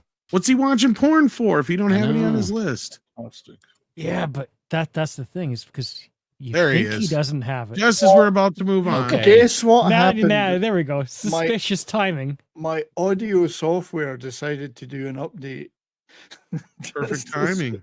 Very All I'm timely. going to Only- say is, while you were gone, we talked about Electric Boogaloo, and there's someone in the chat, Owls in a Barn, literally saw Electric Boogaloo in theater. So did I. Well, There's at least two of us. I saw it in theaters too. Three. There's three. Actually, a lot of VHS. people saw that in theaters. Yeah. I believe, and this would be one for Brian to confirm or deny, that Electric Boogaloo is Canon's highest grossing film of all time. It is. It is. I think it Yeah. made like Oh, yeah. 20 100 times some million. its, 20 Yeah. times its budget or something. Yeah. Yeah, like $100 million or something like that almost. Yeah. Stephen Mack, that's right. R.I.P. And- Shabadoo. F's in the chat for Shabadoo. It's funny though you should mention that because the next Canon Film Club coming up in a couple of weeks on my channel will be about Breakin' and Breakin' 2. So Ooh. Oh, are you Very busy, appropriate. Tox? very So what? appropriately mentioned. What did I do? Breaking 2, baby. I picked That's up right. the soundtrack on vinyl of Breakin'. I got the- them on DVD. Tom let me, hey, they're going to be on that. I was like, oh, I bought them both. Yeah, because they've been out of print for a while, dude. Why? I was like, I better tell you now before they go out of print again. Because I didn't know how limited they were going to be. So, yeah. You know, Shabadoo was in Lambada, the Hidden Forbidden Dance. Oh, yeah. There was a huge outcry about Lambada in 1990, and the Christian conservatives came out to protest that like crazy. It's the And- hip dancing. Yeah, I just had to go see protested it because they It was weren't getting shit. any, Yeah, and they wanted some. I had to go see it, I- but it was a crap. Just wanted to finish on The Odd Couple. It is a Please. superb movie, very funny. This pair work so well together. Obviously, they virtually reprised the same roles in Grumpy Old Men. But the best bit of this is when Walter Matthau's character's telling his friends, "I keep finding these notes everywhere. F you, F you, F you." Took me a week to realize that it was Felix Unger. I did the whole bit already, actually, while Oh, you were right, gone. sorry, mate. And I think I did it pretty good because we did this in junior highs and I It's played so Felix. funny. So, yeah. Yeah, it was good. Yeah, it's 68. This movie came out, so not everyone's necessarily that familiar with it now, but it is a classic. It is indeed. All right, Moving just on. one tangent. I'm going to have to go Sure. watch Tango and Cash now because I did not realize that Shabadoo was in Tango and Cash Really?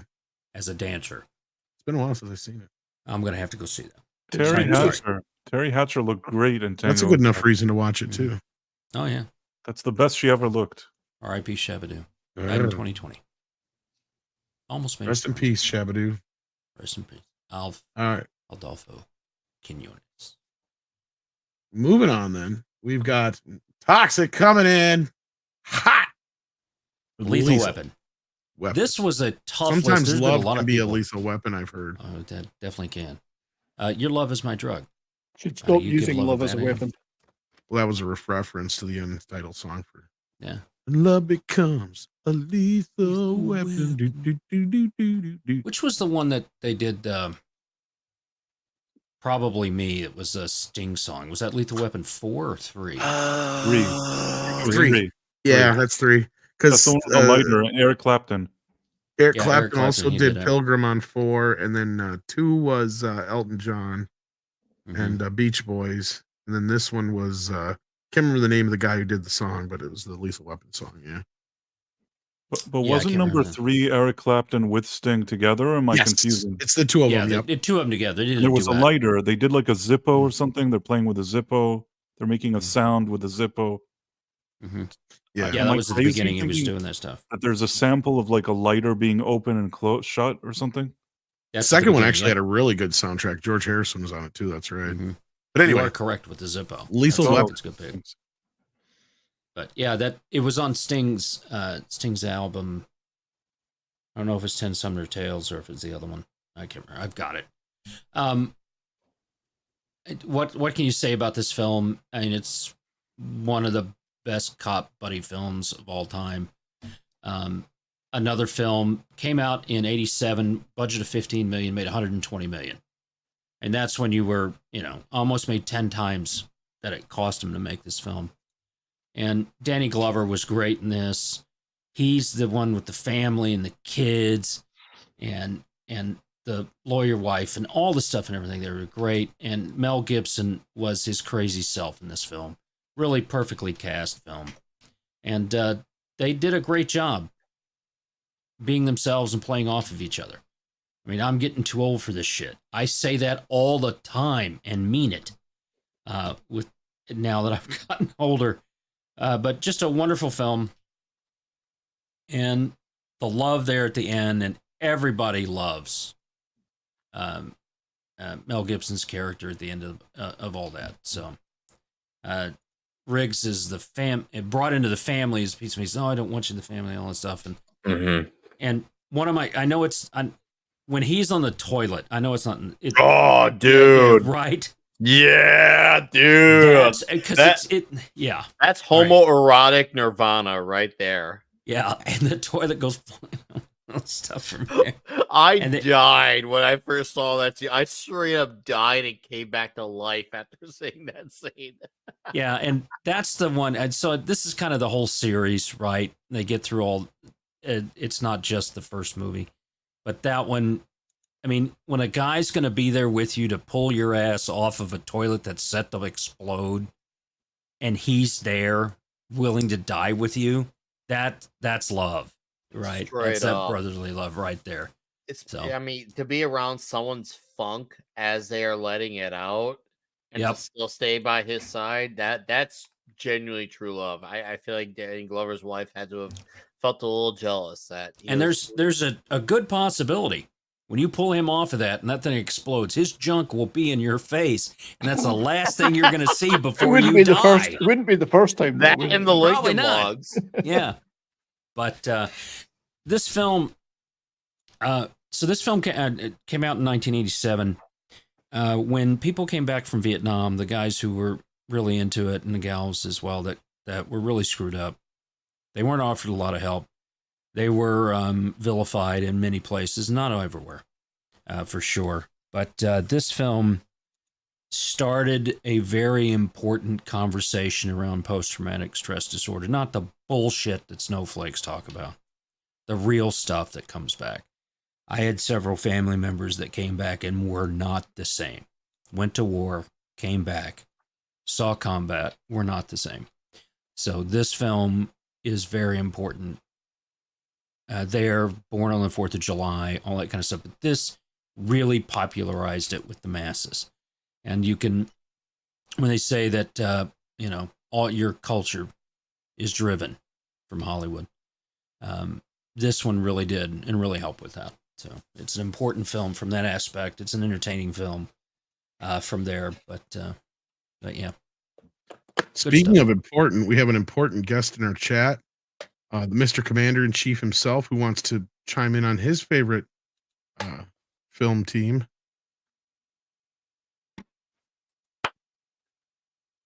No, I like him in that movie with the lion and the guy does a thing. It's a good point. Great. It was on my honorable mentions. It's like look for the bare necessities. Wait, that's not Timon and Pumbaa. What?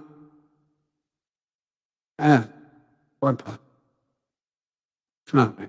It's not? What? My car. What? They are hairy. Was not here for. What? Bless you. It's a good impression because I have no idea what you're saying. Hair smelling is not a bromance. Thank you, Mr. President, for gracing us for a few minutes and telling us what your favorite romance film was. At least he's not screwing up the country while he's here. That's true. Well, I'm sure at least his picks count. That's right. Ooh.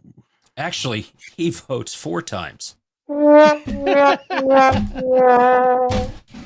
Oh, I'm funny. Lord. All right. If I'd be crying if it wasn't so true, I'd be laughing. What do we got next here? We've got Red Heat on Nick Weiser's list, of course.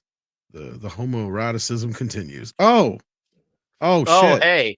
And you already let I out my. spotted another trouble problem here, but I'm not going to say what it is. Yeah, Drink. there's XXX. Yes. No, Drink. Red God Heat damn it. is a great buddy cop movie. It's a great Just ignore romance it. movie. It's a great action movie. It's a great Arnold. It's a great Belushi movie. The fact that you have it takes place also in Chicago, which is cool when Chicago's not as Chiraqui. And he obviously Belushi's a cop and Arnold is a Russian cop. And he doesn't sound Russian one bit. He just sounds like Arnold. But there's a great homoerotic scene at the beginning where there's a jacuzzi and there's a bunch of dudes in towels, and Arnold just says in his not Russian voice, "Cocainum," and he starts shooting, and dudes just start falling out everywhere with their tiny towels on. And it's funny because since Arnold's this Russian cop, he has to adjust to like American like lingo, Chicago lingo. There's one scene where Blue's like, "Hey, we gotta nail his ass," and I was like, "I don't want to touch his ass."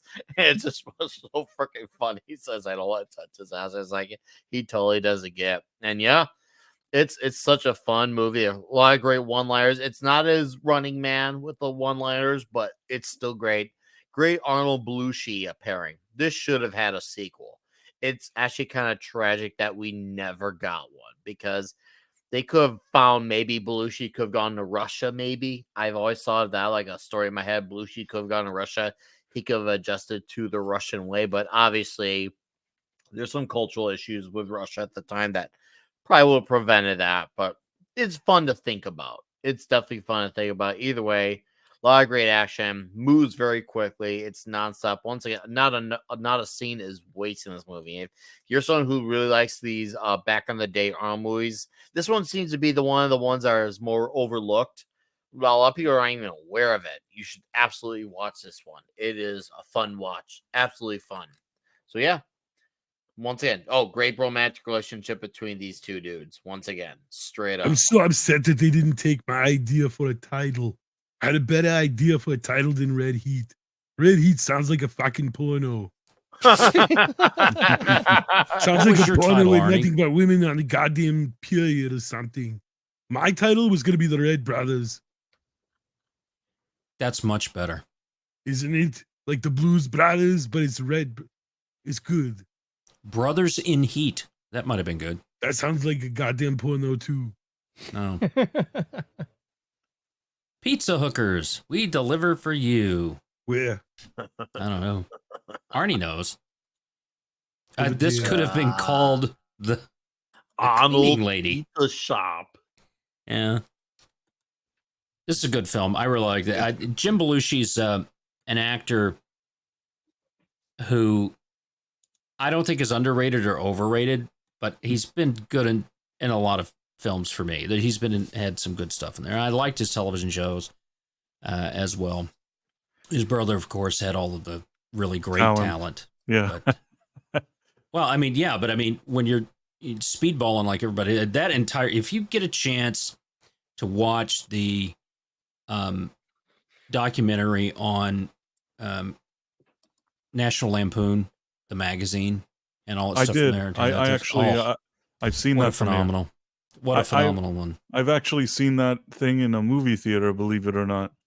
Yeah, but it just, that whole thing back, that National Lampoon was still going and still strong, and you started getting a lot in Saturday Night Live when I hit all that stuff. It was just so good. And Jim tried, but he was himself and did his own thing. So, I mean, the thing is that I'm going to choose my words carefully here, but if John Belushi had not passed away, I think you would have heard less of Jim. I think that Jim kind of definitely took the spot of there's no Belushi. Why don't we call Jim? Which is fine, but he's just not as good as John Belushi. But it's a whole different matter. Mm-hmm. But in this one, Nick's right. He and Arnold have a very good,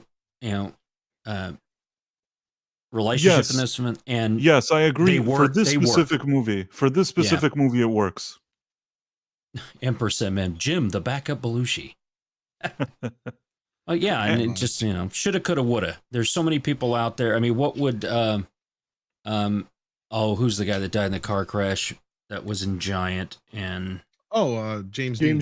James Dean. Yeah, what would we have gotten out of James Dean if he hadn't have passed away? There's just so many actors and actresses and other people throughout history have died too young, and John was one of them, and you just hate to see that. And who was the guy that did all the writing for National Lampoon and wrote Animal House and ended up dying? He just did way too many drugs. Kenny or whatever. Kenny, Kenny. First name, but I can't remember his first name, but Kenny, and he was just Doug Kenny. Is that it? Doug Kenny, yeah, Doug Kenny. He was so good, and then the drugs just strung him out. And well, back in the day, they liked doing a lot of drugs all the time. That was kind of their thing, and on one hand, it was a party at Lampoon. On one hand, we got some funny jokes, and on the other hand, maybe it wasn't so good for their health. Yeah, was not, but good pick. I love it. And in fact, I might watch this film this next weekend. Dude, watch it. I like my girlfriend, like right when her and I started dating, I'm like, you need to watch this movie. Like, this could be a good way to determine if we're gonna survive. And she's still here almost half a decade later. She's still here. So yes. And you haven't turned into Arnold yet. So there you go. Yeah. Consider this a divorce. I know it's a different that was one.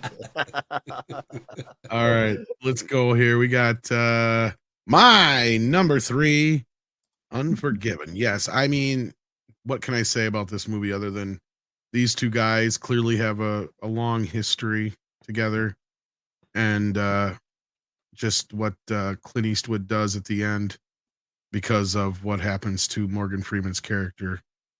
I mean, it's just come on. I mean, true friends, bros know that if somebody wrongs you like that, they're going to make sure that whoever did that is going to go out in a blaze of glory. Tell you what. And deserves got nothing to do with it at that point. And Clint Eastwood's great, and this movie's great, one of the greatest westerns of all time. I mean, Morgan Freeman. Yeah, and Morgan Freeman and Clint Eastwood have worked together a few times now, and you can see why. They got a great fucking chemistry. But I'm sure you guys might have a few things to say about us. Go ahead, Tox. It sounds like you do too. So yeah. Well, Morgan Freeman was doing an interview a couple of years ago, and they asked him who his favorite director was, and he said Clint Eastwood. He goes, because Clint Eastwood some directors yell action and cut, and he goes, Clint would go, all right, whenever you're ready. And then he goes, Clint, whenever we go, okay, I think we've got enough. That's it. So you think Clint Eastwood would be this, totally not.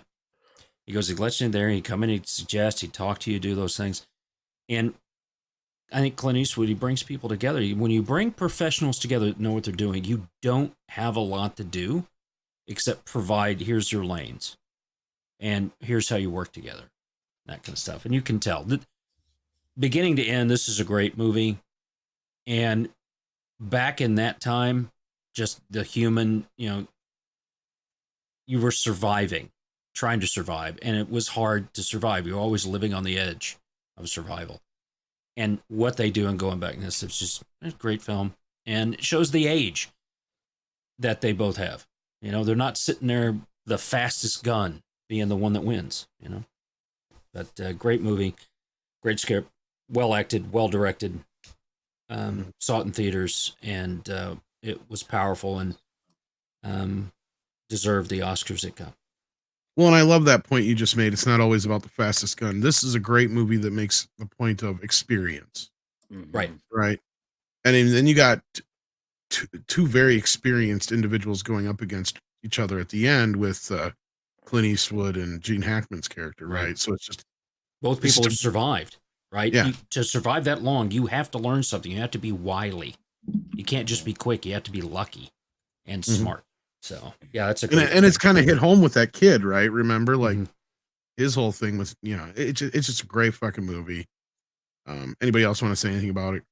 Slightly about it. It's more so about Clint Eastwood in general, because obviously Unforgiven is a great movie, and I haven't watched it in a while, but I should because it's fantastic. But he's yet another guy who's obviously a lot of people think of a lot of action when they think of Clint, much like Sylvester Stallone. But also, it's just like if you actually look past the surface, he's also a great creative as well, much like Sylvester Stallone, because obviously he's directed a lot of movies. And that's something that doesn't get talked about enough in great movie discussions, is yet another guy who's very well versed in action, but has that creative ability as well as, when it comes to writing and or directing. So yeah, Clint Eastwood is great at that too. It's awesome. So yeah, just more credit words to Mr. Eastwood as far as being a creative, because he doesn't get the credit for that as he should. Mm-hmm.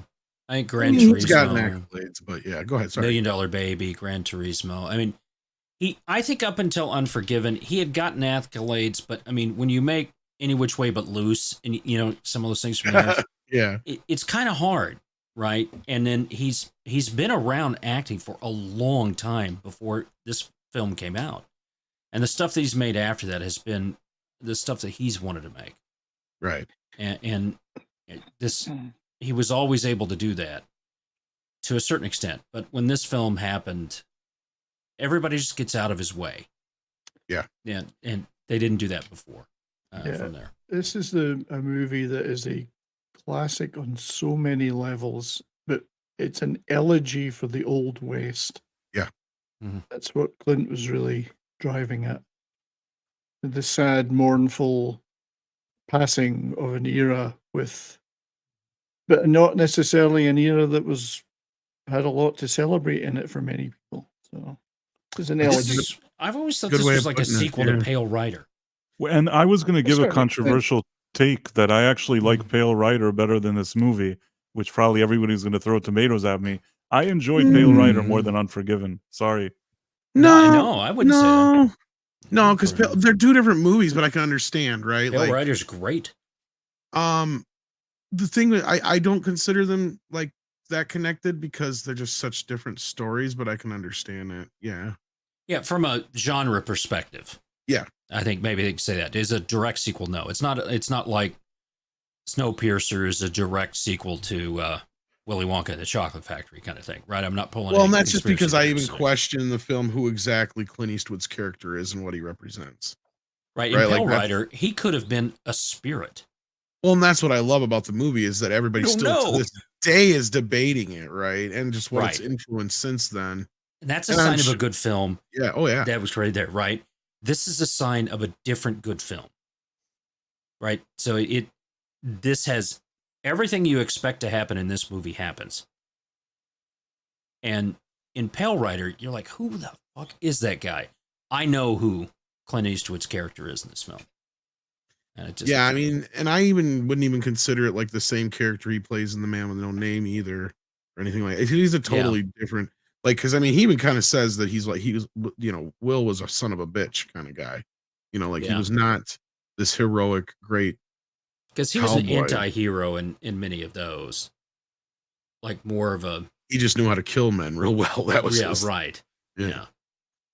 This is as we said before. This is more of him showing someone who survived on the edge and how much of a son of a bitch you had to be to live that long. But in the profession he's in, right? I will give you that it is kind of related into Pale Rider as far as the character goes. I can see what you're saying there. The only problem I have with that is just connecting with the whole spiritual thing. I think there's more of a direct link between High Plains Drifter and Pale Rider in terms of the okay, I would, that's true. See, like to me, the thing with Pale Rider that sticks out is in High Plains Drifter is like just the whole kind of they're like comic books, really. And like Clint Eastwood top list. Oh God, yes, Clint Eastwood's coming up eventually. I've seen people call for westerns. Those are ones we're saving for, Oh, the Outlaw Jersey Wales is an awesome film. Outlaw Jersey Wales is great too. Yeah. But no, they're all great films. But I just love the influence all of them have had. I don't even know if I could come up with a top 5 Clint Eastwood. Heck, I couldn't come up with a top 5 Morgan Freeman. And I apologize to you, Price, because I think I'm getting High Plains Drifter and Pale Rider crossed over in my brain. I always do that. Because High Pale Plains Ri- Drifter is the one that I'm Pale thinking of. Rider is where he's the preacher. Right. Okay, Yeah, that's the preacher one. that's what I did. Doesn't seem to do preach that. a lot of scripture though. High Plains Drifter is the one That where is he my goes into fault, and I and he makes him do apologize. this in hell. Yeah. Yeah, High Plains Drifter is the one that's basically the crow. But both have a Yeah. almost supernatural.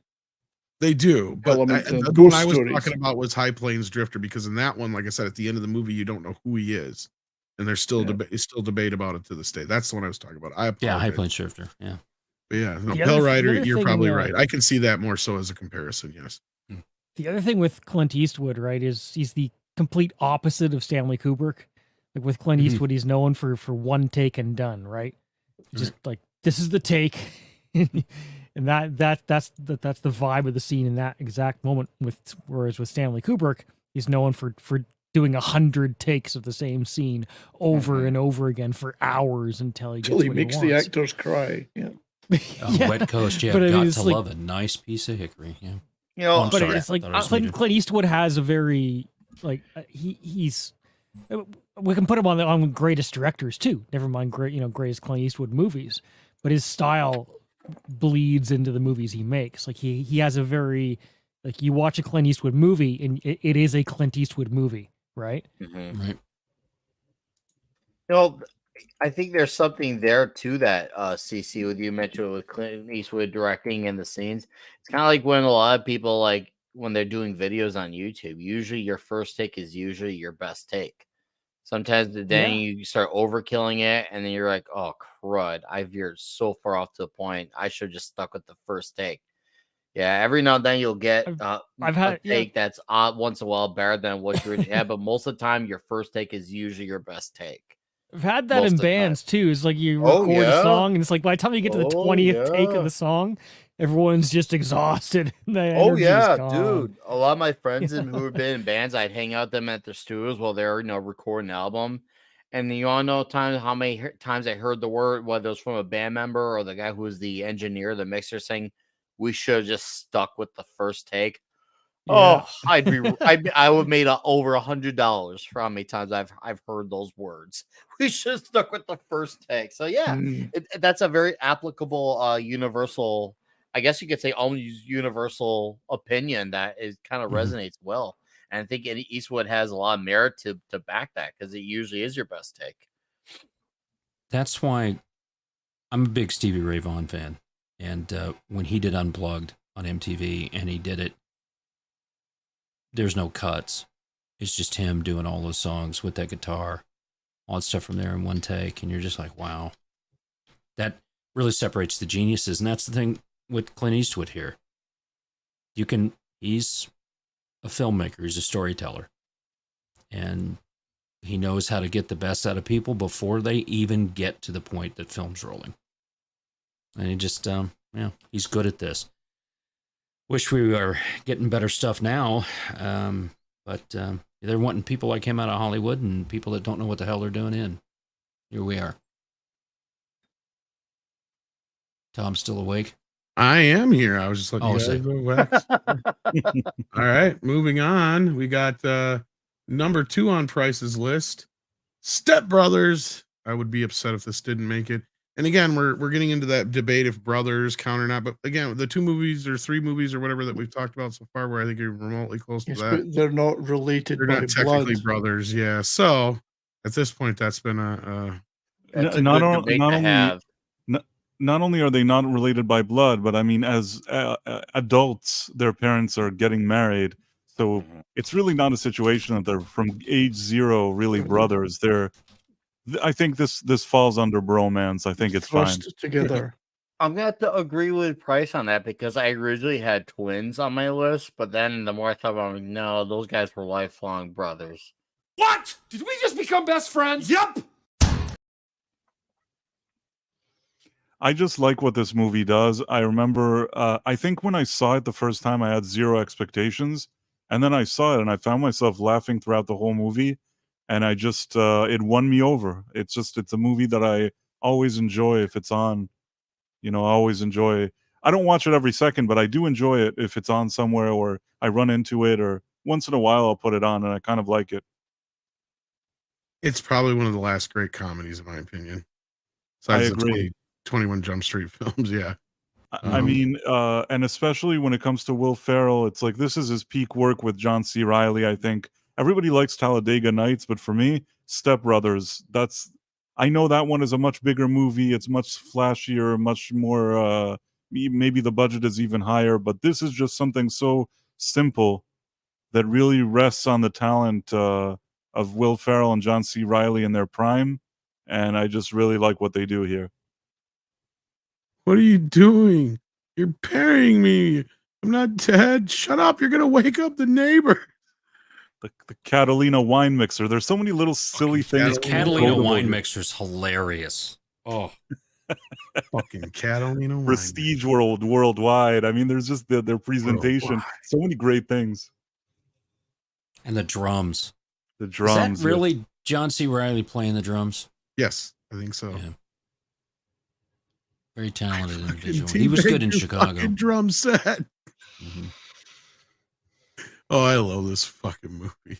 Thanks for the Chewbacca masks, even though mine isn't movie quality. Yeah, you're right about peak Will Ferrell. You know, yeah. This is definitely his peak stuff. Not a film I watch much. Is this one? I like this one. I really like this one. I have seen this movie more times than I want to admit to. Same, man. Same. It's a fucking prison. I'm living on the planet bullshit. Yep. Come on, Dad. Don't cancel me, but I haven't seen it yet. Oh my god. CC, you're not missing anything. It's a horrible Investors film. These guys could are all be just you. children. They're just children. They're just children. Tox is probably right, but it is the absurdity of the film, and that's why it works. Oh yeah, it is over the top. Like, I mean, I could picture this with so many different comedians that we've talked about tonight, even like Walter Matthau and Jack Lemmon back in the day. It would have been funny to see them do something like this, but that's what makes it work. Plus, you know, just their chemistry, right? Because I'm not the world's biggest Will Ferrell fan, but I love John C. Reilly. So that is where this movie probably made me kind of half-ass like Will for a while, and then he fell off for me. But this is more of a vehicle for John C. Reilly than the Talladega Nights. They didn't really give him. Yeah, he had better material in this one. John C. Reilly did, and I think that made the entire film better for it. Yeah, and it just they didn't give him much in Talladega Nights. Talladega Nights, he was just stupid. Here, he's not. I mean, they are. I get it, but they're not stupid from that standpoint. So, I think Will Ferrell really he's one of those actors who benefits from as being a secondary player. If he's got someone really, really great to lead him, then he can do more than just his usual, greatest hits. Yeah, because before this, like, I liked him in all his bit parts. You're right, like Jay and Silent Bob, Drowning Mona, where he's like a smaller role than the main lead. And I didn't really, I like Talladega Nights okay, and that's ice skating ones. I did like Anchorman. Anchorman is okay. Anchorman's really good. The second one, I like some elements of it, but then in some parts, I feel like it goes a little overboard. I fell asleep at the theater at the second one. Yeah. The first one was good, though. Oh, yeah. First one's good. Oh, yeah. Wedding Crash is another one. 60% of the time, it works Wedding Crash every time. Mom, meatloaf! Even Austin Powers, he, as Mustafa, you barely see him, but when it's when really, you do, really it's hot. I'm badly It smells burned. like almonds. Damn it! You asked a third. I can't stand three questions. I'm being asked the same question 3 times. Times in a row. You're really gonna make me do his this. best parts are when he's the bit guy. Yeah, other guys is probably one of his better ones where he's one of the leads too. But I like the other guys one, and other guys because he's good. got that alter ego as Gator, and they're trying to keep him in check. There's with other guys, there is Will Ferrell right under the surface, but it's all kept in check except a few times it comes Marky out. Mark helps too. Yeah, Yeah, he really does in there. But I mean, it's the other cops in that one when they're like, "Oh, we got a call, kids, bring it, hand up the guns, right?" So they gave the kids in the classroom the guns, and can I go with you? And there's one little girl with them, and as they're screeching through the thing, the girl in the back doesn't have her seatbelt on. She's "Wah, wah." The jokes are good in that film. In this, Will Ferrell and John C. Reilly have to be the film in that one. So Right. All right. Well, anybody else on this one? I think we've spent enough time. it's a crap film. Don't overwatch it. Price, anything more? No, that's it. I like this movie. Like I said, peak Will Ferrell and John C. Reilly. I think the best collaboration between them. And anything they do, they kind of want to be as good as this, but they can't seem to pull it off. I just want to punch you in the face right now. I don't know what it is. Just something about your face. I just want to punch you.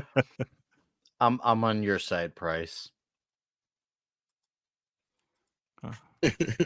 I'm sorry. I'll see what I can do about that. Mhm. All right. Oh, more Triple X. So And Toy Story mine just hanging around. my number 3 and number 2 are Tom's number 2 and number 1. Well, that sounds And really they, shitty. They could be number 2 and number 1 for me too, but I wanted to give Tom the lead. It's too in many on that. numbers. And I've Then given my number Doc 1 is permission also to switch pretty him if he awesome. wants to make it easy, but he's like, no. This way you have to make your argument sometimes. So I'm like, all right, that's a good point. Yeah, I mean, because we all have different, opinions. You guys like Step Brothers? Not one of my favorite films. Not something I'm gonna watch again. But at the same time, I watch some films that people think are crap. Whatever floats your boat, that's the good stuff. And so talk about what you like about them. So. Yeah, Honorable you like mention Green to- Lantern, so Honorable mention to Dude, Where's My Car? It came up in the Yeah. chat, and I almost had it on there. Mm-hmm. I think I mentioned that when I brought up the whole point of this list. I think that was one I mentioned, but yeah, that was one I thought about too. Because I mean, I know everybody was like so hopped up on Hangover, but I'm like, it's Dude, Where's My Car? It's the same fucking thing. Wait. I know that's the better jokes. What's mine say? Sweet. And then, and see, that's one I quote all the time, right? Like, And then. and knowing that, and I hate I fucking hate Ashton Kutcher, but in that movie, he's such a dumbass that it just works so perfect. Anyway, so yeah, honorable mention for that one in Toy Story as well. But you are a strange, sad little man. Strange, All right. sad little man. Yeah. Everybody's talking at So the diametric opposite to Step Brothers in tone, Midnight Cowboy. And as Tom is doing, 2 of the saddest songs ever written are in this movie. Everybody's talking, and the theme from Midnight Cowboy by John Barry with that great harmonica by Toots Thielmans. Nielsen's Everybody's Talking. I love Nilsson. That's why I had to do that. This again, I'm Harry reaching Nilsson? back into the past. So 1969, Midnight Cowboy, very different movie from Step Brothers. And I defy, if you don't shed a tear at the end of this movie, you're dead inside. That's all I can say. So John Voight and Dustin Hoffman, 2 of their finest performances. John Voight is the Texan cowboy Joe Buck, heading to New York, imagining he's going to be this big hustler with the rich ladies. Gets to New York and finds New York is cold, grimy, brutal, and doesn't give a shit about him because it's already got enough. It doesn't need him. And it gets into dire straits, but he bumps into Dustin Hoffman's Ratso Rizzo, or Rico as he prefers to be called, but Ratso as everyone calls him. Street hustler, not very well, struggling to survive. And despite the fact Ratso rips him off to start with, they end up forming this connection and end up teaming up to survive on the mean streets of New York. And gradually become this weird friendship and then brotherhood of empathy and understanding despite their vast differences, but the struggle to survival brings them together, and it's an extremely sensitive relationship, and they're turned to how can they get out of this place and survive. It's like compassion in the face of adversity, and the ending on the bus and the coach in Florida as they get to Florida is just heartbreaking. It's a it's a strange movie. It's a beautiful relationship, but it's not a beautiful movie. It's a hard movie. It's quite a difficult movie. Sounds but, really gay. It, You it's talk about it's beautiful not. and Although hard. although Are of you course just Joe trying Buck, Brokeback Mountain? of course Joe Buck does have to resort to ripping off gay guys to try and get some cash, but yeah, because his plan with the ladies doesn't work out. Spoilers? No. I don't mind spoiling a 1969 movie, but it's Of course, you're spoiling a it just- 69. their bond transcends everything. Everything about them is different, but they create this bond of mutual survival and compassion. And just as I say, the ending will stay with you for a long time. Yeah. Anyway, and the Back- music, All right. haunting Back music. to the Future takes a line from this movie. It's from this one, right? Does it? I am not sure. I'm walking here. I'm walking here. Yeah. That's what Rizzo says. Yeah, that's right. Yeah. Walking you know- here, walking. What I remember about this film is that neither Dustin Hoffman or John Voight won the Oscar. That's true. Mm. And that was a, yeah. That was They're kinda shitty. magnificent in this. They really are Yeah, magnificent. because it won Best Picture, Best Director, Yeah, Screenplay. Yeah. Yeah. I've seen this movie once many years ago, and I remember thinking that they gave good performances and that it was a quality movie, but it wasn't the type of movie that I felt like ever watching again, even though I thought it was a good movie. No, because it Difficult movie. punches you in the gut. Right, it's Difficult movie. depressing. I remember Yes. it being a downer. I just remember I'm like, oh, It's like, depressing okay, and then it ends badly. right. Yes. So you just say, I never want to watch this Do again. you know what's funny? Personal anecdote. My brother, my older brother, and I guess he must have been, I don't know how he got in. But he must have been about 12 at the time. Went Mhm. to see this thinking it was a Western. He got sadly disabused of that. Mm-hmm. He thought it was a Western and he came back and said, "That Harry wasn't-" Nilsson. This is the He- one that really lit him on fire. It was the one he didn't write. Yeah, he didn't write that. Neither did he write Without You, of course. I was gonna say two of his Right. biggest hits he didn't write. He Yeah, didn't write, yeah. but he was a hell of a writer too. That's the thing. Well, I like which the is- one that he wrote about his ex-wife. That's my favorite. What, Cuddly Toy? No, fuck you. Fuck you, yeah. Anyway, it's a Oh, beautiful, Harry Nilsson was a fucking trip, yo. Oh, he John partied. Lennon's He partied best with the buddy, Beatles, yeah. man. Oh yeah, he was part of the famous Lost Weekend for the those who may not cortex know. on the head, the forehead thing. Yeah, yeah. And I love his when he worked on Popeye, the story about him on that. The famous story is that because he wrote the music for it, Mm. but the rumor is that he locked himself in a hotel room, and he told Robert Altman he wasn't going to write one more fucking note of music if he didn't have a bag of cocaine now. Wow. He's one of those. You almost, if it's not true, it ought to be, because that's like a fucking Harry Nilsson story, right? Mhm. Yeah, as Larry Yeah. said quite rightly, the Badfinger, two guys. Oh, from Badfinger. Yes. Love wrote Badfinger. Without I You. love his And- version of Without You, though, man. It is just Oh, it's a fucking beautiful version. But heartbreaking, those guys right? again Oh, ended so Badfinger. sadly. Yeah, the two Yeah. guys that wrote that Mhm. both ended up self-deleting in the end. And it's sad. You know Sad who song. these two? I'm sorry. You know Go who ahead. these two lost the Oscar to? My Fair Lady or something. I Say don't know. probably No. Woody Allen again or something. John Wayne in True Grit. Oh, Oh, well, So True Grit. Oh, That's True a different Grit. Yeah, movie. he's a True Grit. Yeah, isn't that the only Grit. Oscar he won, or did he win one earlier on? that's too? the only one he ever won. Yeah. So I was gonna So say, it's kind yeah. of like he was getting close to being, and both everyone's Voight and like, he's Hoffman, never I going to think, do it won 'em again. later, so yeah. But these two, and that's back when it was agonizing at times, right? John Wayne did a great job in True Grit, and great actor, and you're like, oh, he's been doing this forever. But you had Richard Burton and as King Henry VIII, Dustin Hoffman, Peter O'Toole, and John Voight. I'm entering Those the were your icon. 5 people nominated for Best Actor in 1969.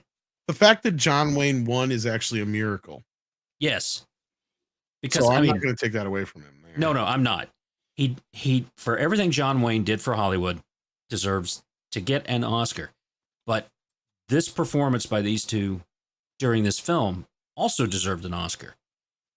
And they put both of them in there as leading. You didn't have them as supporting, and all that stuff from there. And come on, Peter O'Toole and Goodbye, Mr. Chips, another classic film.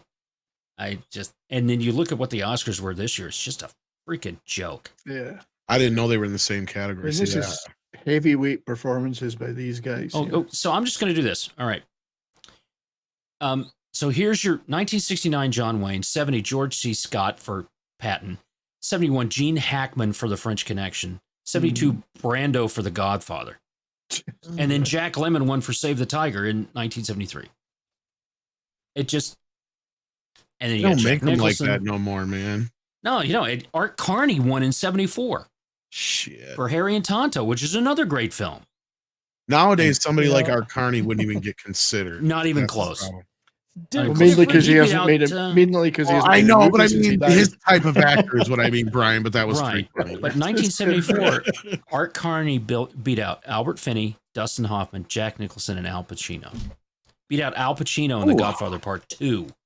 Jack Nicholson in Chinatown, and Well, Dustin Hoffman look, for Lenny. we all know Art Carney should have won for Last Action Hero. He should have. That hands down, that's what he should have won. But I'm sorry, I was just looking up to see who it was, and I thought it was John Wayne and there, and I was sitting there going through all this stuff, like, wow. Ugh, It's a different time. it definitely Different was. time. It's a different discussion maybe, but it occurred to me the other day. It's like around the turn of the 20th century, people got it in their minds like, let's just forget all musical theory and create noise. And there was this period of 10 or 20 years where noise music was the thing. I'm not going to completely shit on it, but it's not what I come back to. And maybe we're just kind of in another one of those periods right now where it's like, there's a few maybe interesting things I'm not going to come back to. It's not anything like it was with Midnight Cowboy. Yeah. You know, At least John Voight did win. I mean, he won in 78. Yeah, him and Dustin both did later on. So Yeah. John right. Voight beat Warren Beatty, Gary Busey, Robert De Niro, and Laurence Olivier. Wow. It's just the names they were up against. I'm sorry. Keep going. no, I you're could do fine. this all night. No, you're fine. I don't know if anybody's on any time limit, so I don't want to keep it going too late, even though we're not on any specific. Nah, I'm good. We're not rushing for the later we go, the drunker I get. That's true. Nah. Toxic, and I'm glad you have this on your list, Tox, because this almost broke my heart not to have it on here. You know, This is yeah. It's one of those movies about. It's more than just the brotherhood part of it. It's when you're in a situation like this, especially the one that Dufresne's in. You need somebody like Red, to remind you that there is something worth living for. Sometimes, even if it's just a friend. But anyway, sorry, I didn't want to take that. Oh no. I mean, we're going to be talking about this one for a little bit, I'm sure. One of the greatest films, one of my favorite films of all time, and a great film. I've seen this multiple times. Tim Robbins does a phenomenal job in this movie. Morgan Freeman does too. But I'm going to say Clancy Brown. Yeah, his best role. Only Clancy Brown. Oh, right, come on, could Nick play. Kerrigan. I was just going to say with Brian. Sorry, Bob Gunton. Right, he was one as the warden. Warden, I couldn't think of the word. He played. He was in Demolition Man the year before, and then he's the warden here. And it just, I'm sitting there watching the film and hear Morgan Freeman going over one of the things that I hope went through the warden's mind before he died, besides that bullet, and I just died laughing at that. But it just, and James Whitmore,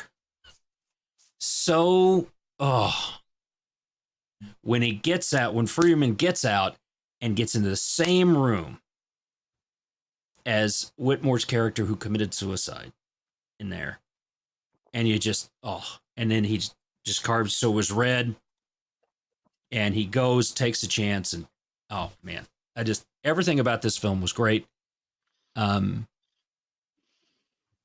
There's too much to talk about this, and their relationship over time, and him talking about that, and then the ending scene, just, you don't need any more from that. Doesn't matter. They're free. And his speech at the end, Sonny, I don't care. Just put your stamp on there and stop wasting my goddamn time. And I was just like, yeah. So this is another movie that I think is a fantastic movie, but I don't sit around and watch it over and over again because I feel like it's not that kind of movie. A lot of people, it's not. It's not. It's a depressing. Me, on They the other lose hand, this is 20 one of those years of their movies. lives. This is a movie I've seen a million times, and it's one of those movies where when it used to be on, because it used to be on TNT like a lot, all the time. But it was one of those movies where, like, every time I freaking see it, I'd have to finish watching it, no matter where it was in the movie. I'd have to finish the movie. It's just one of those movies, and I know Sadie's got to go out, so continue to wax, boys and girls. This would easily be my number one, but I waffled. I was like, okay, you know what? I'm going to stick with the comedic bro movies and steer a little bit away from the drama. But otherwise, I mean, yeah, this is one of the greatest movies ever made. I mean, well, you can tell. I'm so sorry. Go ahead, Nick.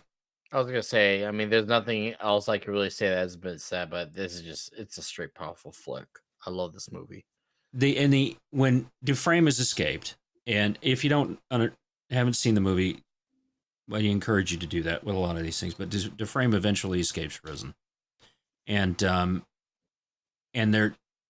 there's the scene of the others there remembering their friend, remembering Andy Dufresne and all that stuff, and what he did for them. Is remember the time when he did. He had his guys so scared and all this stuff and this, and he did things for others and got them the beer as a group to enjoy just being a man again, as opposed to the freedom that was taken away from them for things they did. And Freeman goes, "I just miss my friend," and you just feel the heartbreak. And again, Morgan Freeman's one of the greatest actors of our time, and the two of them just play off each other. And Tim Robbins, coming off of the Bull Durham, you might know him from Bull Durham and some other stuff where he's a little bit more manic. He's so Howard the Duck. Howard the Duck, right? He is so calm, cool, and collected in this, in the face of some real adversity. And the only time he really loses it is when the opportunity for him to get out. And then he realizes, after all that falls apart and the young man's killed, he realizes that what he's done for the ward and all this stuff, he needs to engineer his own way out. So. Yeah, it's a brilliant film. I don't know if anybody else has any more to say about it. Fuck Stephen King, but I'll be damned if he didn't make one of the greatest stories of the 20th century. Yeah. Just got to look past it. I know, right? He's had some good ideas. I mean, I like Firestarter, the original one, and there's some you know what? You know what I hope, Price? I hope someday we find out this motherfucker, 90% of his work is shit that he hired other people to write. He'd come up with a concept and somebody else wrote it. And the shit he actually wrote was like the rambling shit, like it. Because there's a good story in there, but that fucking book is a rambling mess, right? But you get stuff like this and Stand By Me that are just fucking brilliant reads.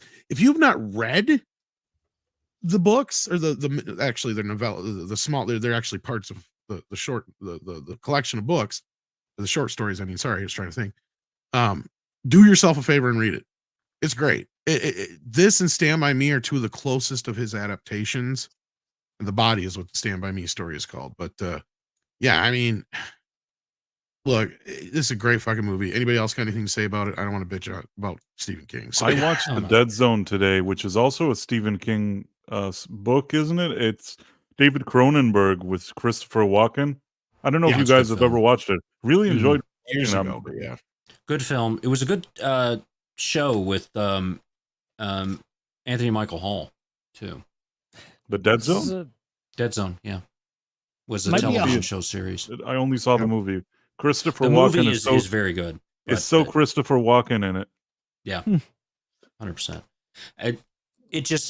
I'll walk. Brooks gets out, he hangs himself, and then when Red gets out and sees, Brooks was here, and then he carves his own Red was here, and then he, get busy living. Gets like out. Midnight Cowboy, if you don't shed a tear at the end of the Shawshank Redemption, you're an android, or you're dead inside.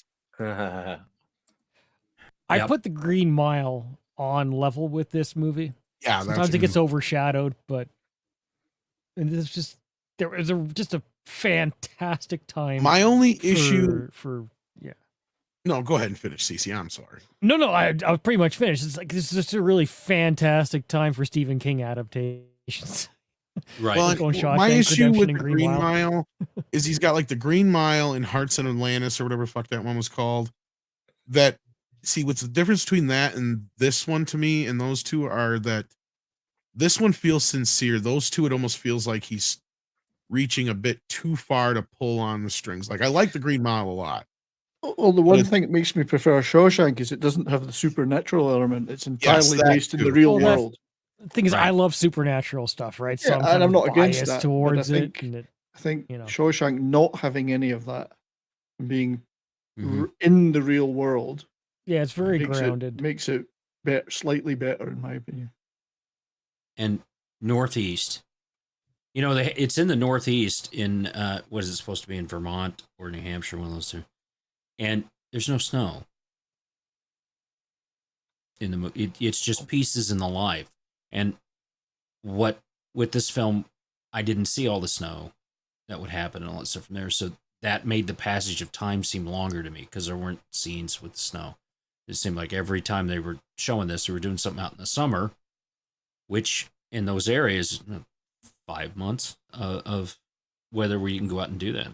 So this is a great film. I think that's it, Tom.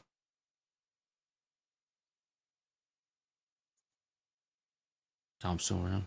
Am I still here? Yes, I you can are. hear you. I can Okay. hear you. I'm not here. Tom's Sorry, I had to go let Sadie in. She was barking. All right, moving on. We've got number 5 or 2, I think we are on, yeah. On more X's. we got more X's and another fuck up, but we're just gonna shut up about it. And Oh yeah, that's not there. I don't see it. I don't know what it is. Here Number we 2 go. on my list. Excellent. It's Bill and Ted's Excellent Adventure. This Oh, is where what a some of the flick. triple X's came from. So Yeah. I think this was on my list too. yeah, it was on Yeah. your list and it was on CC's list. This will have been a huge honorable mention for me. Such a Yeah. good flick. So both CC and Point of Reason had this as their number 3. Yeah, that's So my number go ahead. 3. Whoever wants to go first, I'll go last. I mean, Price or Oh. Casey? Yeah, I mean, it's just it's funny because during that same era, we had Wayne's World and this movie, and they're both kind of like with two people that act very childish, even though they were younger than Mike Myers and Dana Carvey. But there was something sort of reminiscent about the two movies, although Wayne's World went more for satire, and this one had more of the time travel adventure thing going on. And I always really liked time travel. So I don't know. I enjoyed it. It was it was one of those quirky movies that comes out of left field and just it's kind of endearing and fun. And it even had George Carlin in it, which was another benefit. It just got a lot of things right. It's a lightning in a bottle type of movie, in my opinion. CC? it's all killer, no filler. I mean, it's quick. It's an easy watch.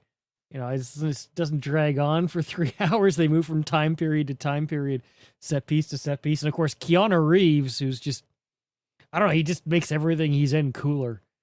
He's one of those, like, This was one of his all-time best actors in that roles. sense. Yeah. This was one of his best roles because later when he's like Oh, it suddenly is. playing a professor or a doctor or he wants to coach kids hockey or baseball or whatever it is. I like Hardball. I think that's a pretty good movie, but you I know. don't buy those things as much as I buy him in this movie. This one it's in his wheelhouse. I believe him Oh, yeah, 100%. Air guitar.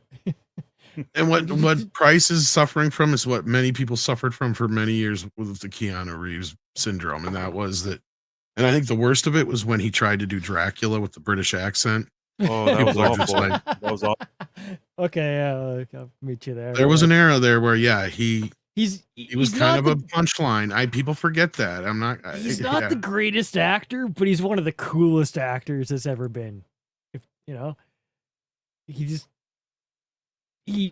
when he's in his wheelhouse, he just makes it so much better. But he's not going to win an Oscar.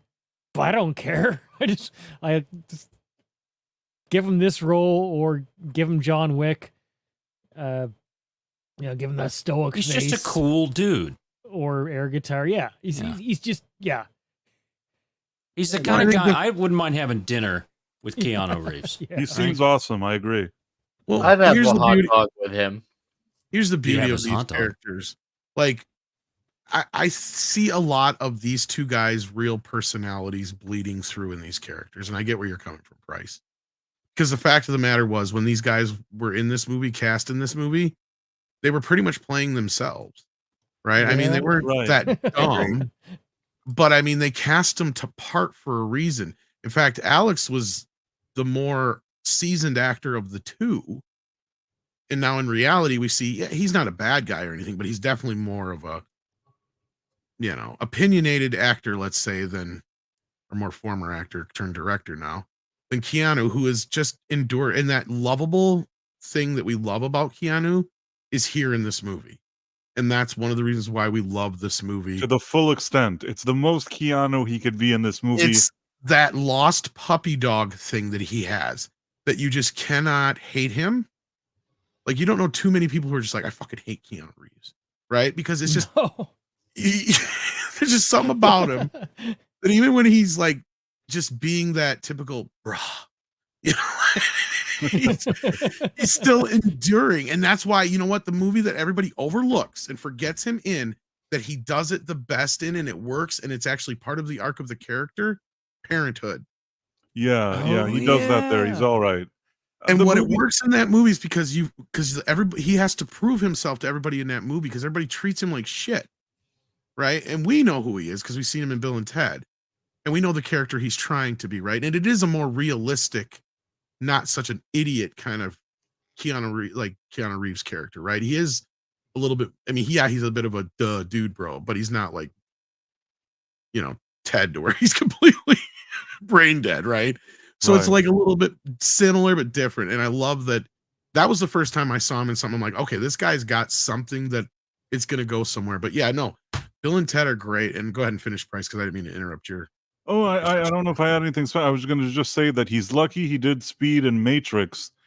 I like that he found moments in his career that he knew how to adapt. He's not the best actor, but based on his likability, he's taken roles and done things that are right for him. And I have to at least give him credit that I don't know if it's his management team and his agent, or he also weighs in on the decision making.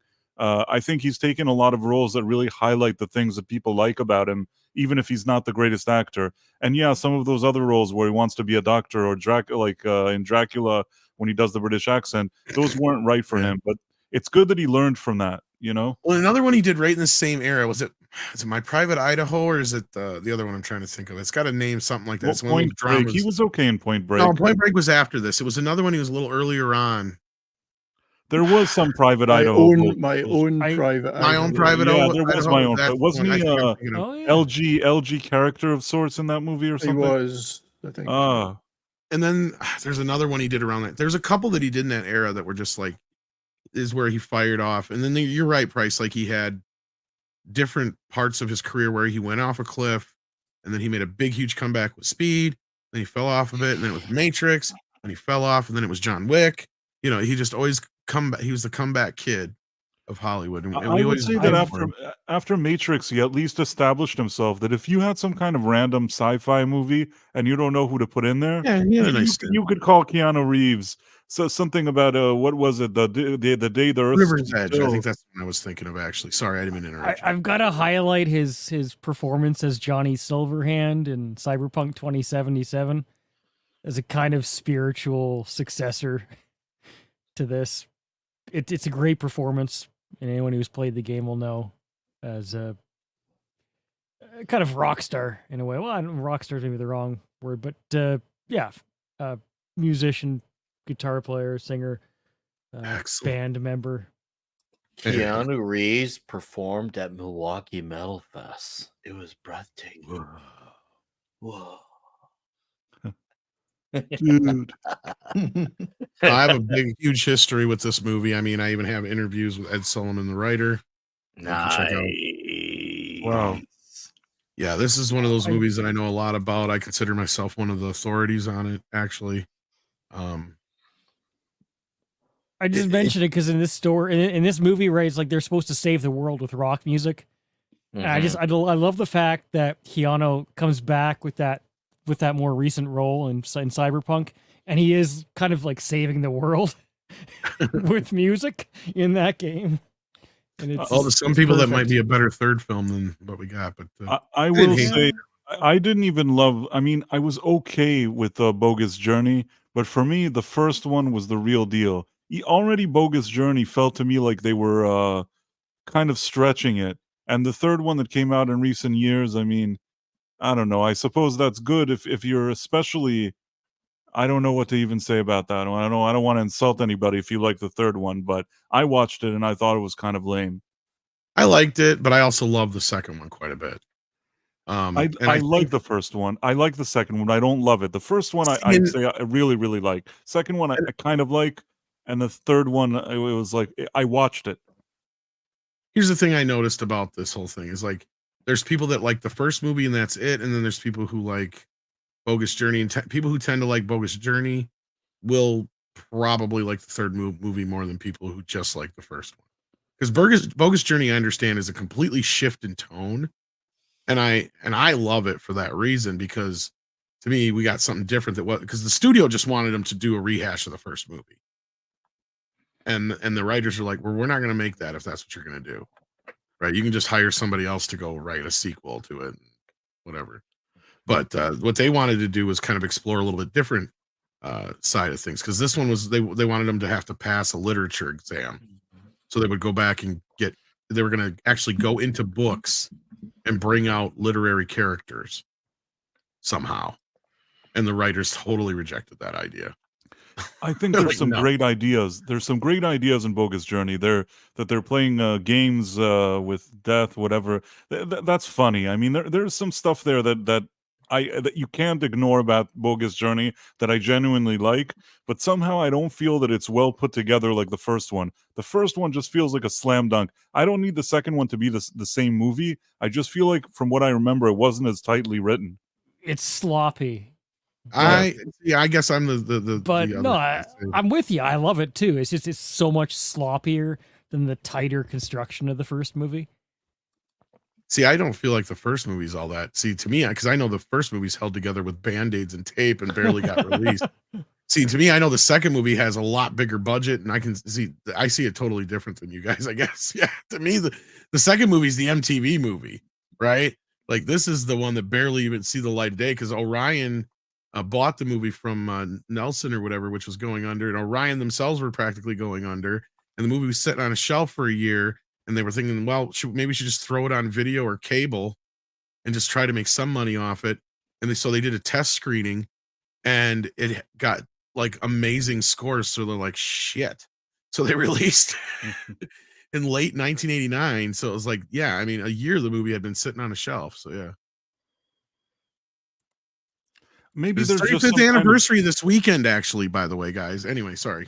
No, but I agree with what you were saying. The second one feels more fancy and more high budget, and it looks like the better production value. Everything you said is true, but there's some kind of charm about that first one that the second one, just in my opinion, doesn't capture the same way.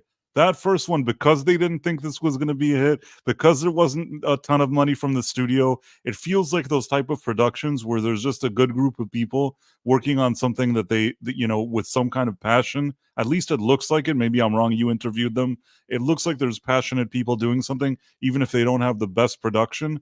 And the likability, especially like you said, of Keanu Reeves, but even of Alex Winter and the whole thing, it really shines through in that one. Even more than the second one. Like I said, I understand why people don't like the second one as much, but and you're right, there was some issues. Like I said, we're getting pressure to do something else. The story they came up with was darker, not exactly what the studio wanted. The studio slashed their budget. They ended up having to cut and reshoot the whole ending again. It does have issues. I'm not going to lie, or not going to sit here and pretend it doesn't.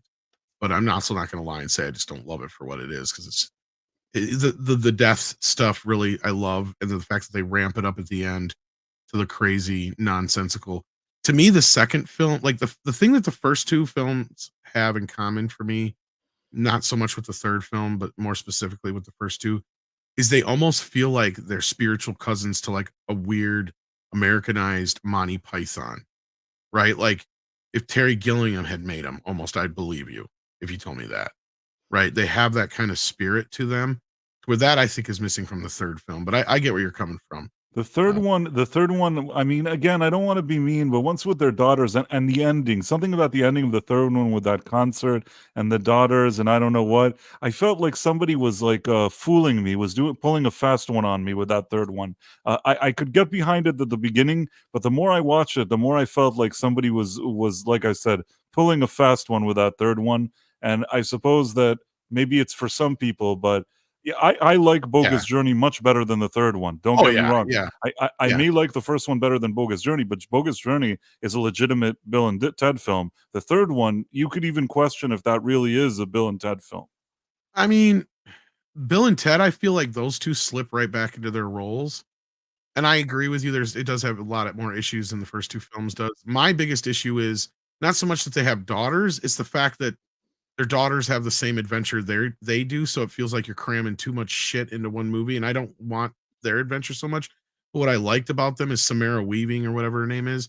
She kind of won me over. I like believed she was Bill's daughter, right? And what I did love about it is it came out at a time when it was kind of early on in the woke, and instead of everybody was tearing down Bill and Ted except for their daughters. Their daughters were the only ones who still believed in them, and they looked up to them as their fathers, right? And I thought that was an endearing part of the story, and I wanted to highlight that a lot because there was a lot of people going after it and attacking it specifically for one stupid line that makes no sense. And that's at the end when they're like, "Oh, you're meant to be in the band. It was you all along." And that shit. It's like, yeah, they say one line, but they're all playing together as a family. I think that's more important of a message.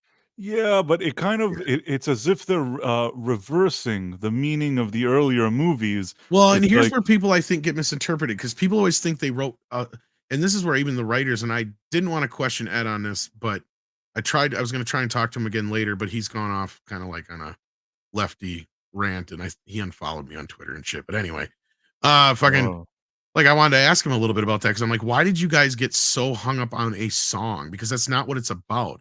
Because first of all, that makes people misinterpret the end of the second film. Because people think that, oh, they already wrote the song, they did it at the end of the movie. It's like, no, it was never about a song. It was about their music as a whole and them as a band bringing all these galaxies together and all these different countries together as one in harmony. It wasn't about one fucking song. And that's the other thing I didn't like about the third film. Because I'm like, why are you hung up on? And that's what I wanted to ask him because I didn't want to say nothing at the time. But later on, I just was going to be like, well, what was the deal with one song? Because that's not the way it was set up. It's just their music. and what the guy? Sorry, but now I'm shocked at what I'm hearing. The guy unfollowed you because he doesn't like your politics. I don't know if he went and did a mass Unchained following. I think also what he might have done, he didn't block me or anything, but he closed off because I used to be able to message him and stuff through Twitter, but I think he closed off his messages and everything, and then he was just like no longer following me. One day I noticed, And he wrote the third one. He wrote all of them. They're the same two guys that wrote all three of them. I talked to one of the writers. But somehow now you're explaining to me why that third one wasn't so good. And the other thing I would have suggested is like what you had to have done is you missed one important piece, and that was why things didn't go the way they did. You had to create a villain that was coming in to disrupt the timeline, and they didn't do that really well. So like they did in the second film. That's what I liked about the second film is you had a villain coming in to disrupt things. So yeah. The second they brought Kid Cudi to join their band in the third one, that was pretty much the end of it. Well, yeah, I mean, I liked the girl's idea of getting all these famous musicians, but that kind of just goes against the point to me. Like that was just kind of an answer. That would have cut all that shit out. Right? Like I would have left that on the cutting room floor, brought in a villain, and then maybe had the villain do something to the daughters or something, and they had brought them in. There were a lot of things that could be done. I think that the guy that blocked you on Twitter has become too political. He didn't block me. I said, sorry. Unfollowed you. But yeah. The guy that unfollowed you on Twitter and has very certain politics. I think that now that I think about that third movie, somehow all of these pieces of the puzzle are coming together. I'm not very political myself, but I just don't like the way you're describing it. Somehow in the universe, I feel that this guy is exactly what I think he is, and the movie came out exactly how I would think this guy would make his movie. But that's just my personal opinion. But the other thing was, go ahead. No, I will say it's as far as like the one hit single versus the discography argument. I mean, Rush is known for 2112. That was the album that changed the world, kind of thing. But but obviously they are their entire history as a band. Like, when I think about bands, and that's not a whole other discussion again, but when I think about bands that are on the level of what Bill and Ted were trying to represent, like Rush is one of the is on that level. They did have that one album, right? That one thing that most people are aware of. So I think that can work on both levels. It doesn't have to be just one or just. Well, and the what bothered me too is like, I mean, I didn't even mind them having daughters, but a lot of people were hung up on the end of the second film, which, you know, admittedly, I did say, yeah, we didn't really lie about changing that aspect, but it wasn't for the woke reasons or anything like that. It was what he said at the time. He goes like, this was written before. I mean, he didn't say it like that, but he was paraphrasing. He's like, they had written it before that way because they just wanted to, because they had written a version of it with the boys and they realized that the boys were just the same exact thing as their dads. And it just didn't quite work the same way. But here's where, again, I would have some villain mixing in with things. You could have actually played off that by having it set up that Bill and Ted are now in some alternate universe, right? And then they start to realize they have like the whole, this is where you could actually have played with the Mandela effect and be like, wait a minute, didn't we have sons? Yeah. Yeah, that would be good. And we were going to be the greatest band in the world. Yeah, but we got stuck in these dead-end jobs. Like, and that's the whole thing. And you found out this guy switched everything around on them.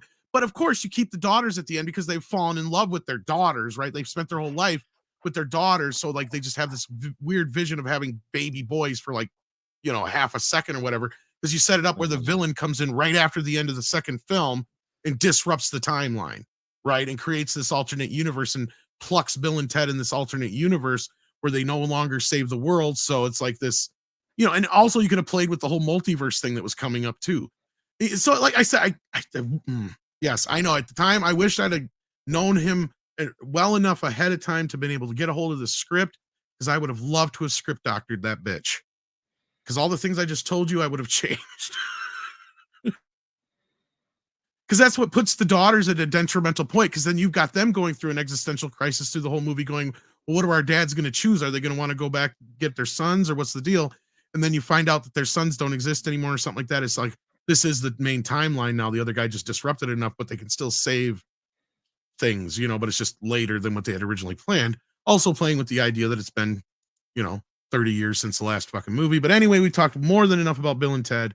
So unless there's anything more CC or Price had to say on the matter, or anybody else. This series of movies. No, suck. I think I said what I had to say. You are all wrong. Like a movie. It's horrible. Is when he says that. When he's quiet, he says something like that. Mm-hmm. These movies put me to sleep. All right. No, I'm just... Moving right along. Oh, that's right. Let's finish the poll up, guys. Let's get a couple more votes in the poll before we do, though. We got best buds. Who are your favorite best buds in movies? You got Beavis and Butthead, Bill and Ted, Wayne and Garth, and Felix and Oscar. Vote now, please. Before we close out the poll, I want to get a few more votes in there. Oh, yes. Make sure you cast your vote. And while you're doing that, guys, we have, let's do a couple of, we got a super chat here. Jason Webster sends in an Australian $5 dues. And he says, my top 5 bromance movies are The Nice Guys, Rush Hour 2, 48 Hours, Confidential Assignment. There's one that Brian had. Well played, Jason. He's a fellow Korean movie lover. The Lethal Weapon one that showed up, I believe, was on Tox's list. Yes. I'm not sure about that movie, 3.48 hours, though. I've never heard of that one. He's messing with you because it's a fractional movie. Only like a bit of it. An Industrious Bear had a few here that I caught. It says number 5, Explorers. Number 4, City Slickers. That's a good one too. Yeah, that's a good one. Space Cowboys is a great one. That's another one. Empire Strikes Back. Yeah, I didn't even think of that. I didn't even think of that. Yeah, between Han Solo and the Lord of the Rings and Luke. Oh, duh, Lord of the Rings. Holy shit. There's a hell of a bro. Well, that almost crosses over into gay at the end. Hobbits aren't people. And then Devotion for number 1 on Industrious Bears. I like that name, Industrious Bear. It's just he's industrious, and he's a bear. All right, so let's end the poll, guys. We got coming in at number 1, your favorite buds, Beavis or Bill and Ted. Sorry, not Beavis and Butthead. 47%. Beavis and Butthead at 27%. Wayne and Garth at 14%, and Felix and Oscar at the tail end with 9%. You know, I wondered if I shouldn't have put something else. I was going to put something else other than Felix and Oscar, but I'm like, well, I got to throw an older one in there. People are going to gripe, but maybe next time I'll think twice about that. So, this is why 6 should just be in charge of the polls. I mean, isn't she?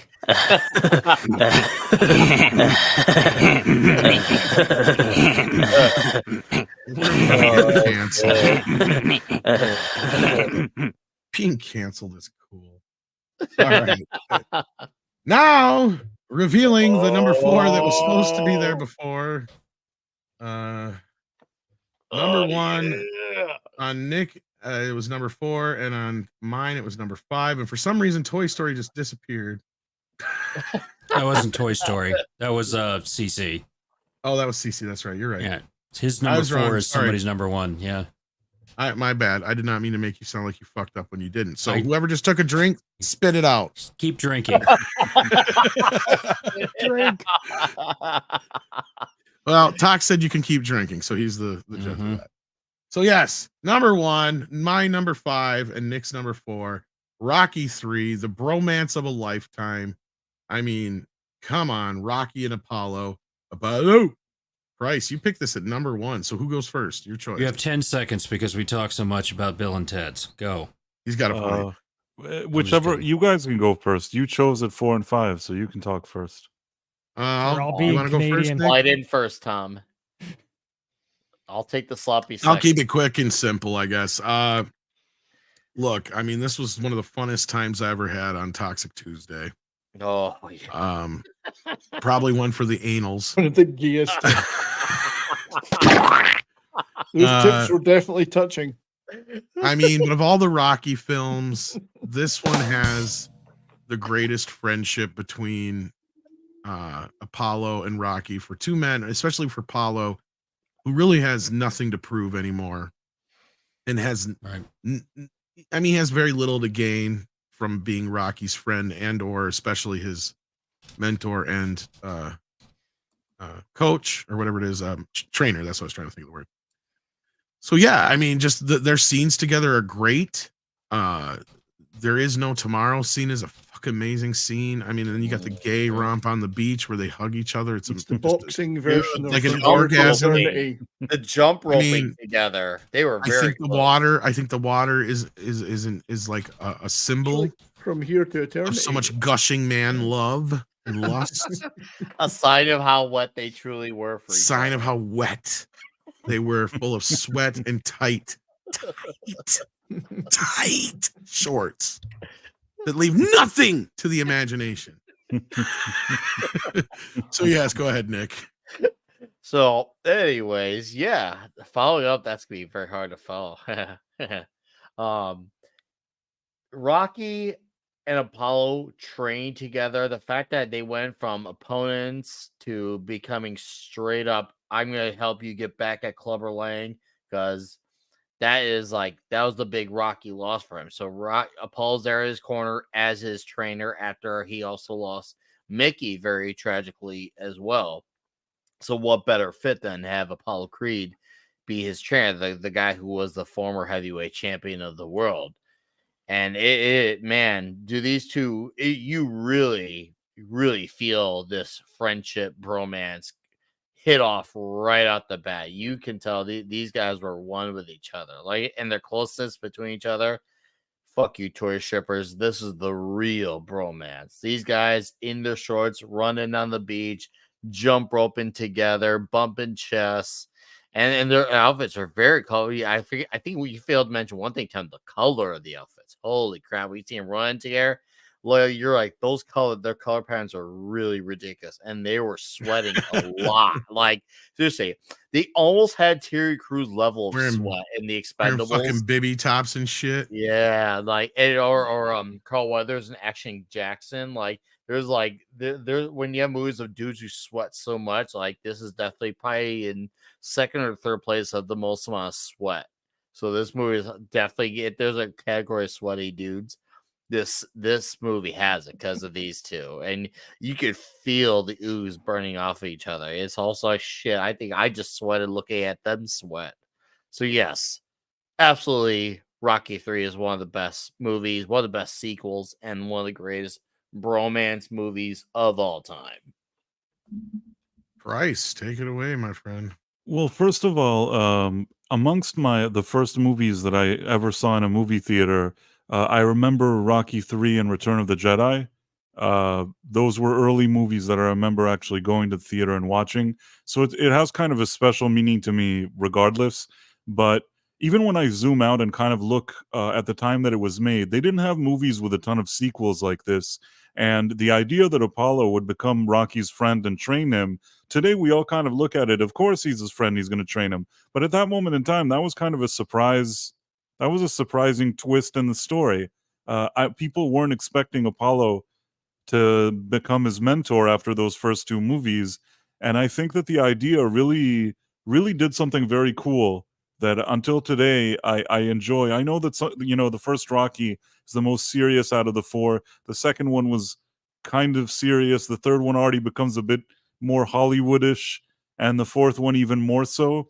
But there is something nice that throughout all these movies, they are dynamic characters. They don't just start one movie and then they're the same thing all the time, but things change in their lives and their relationship, their friendships. And I've just always liked Stallone and Weathers in this time of their career, this kind of movie and what they did there, I think is just great.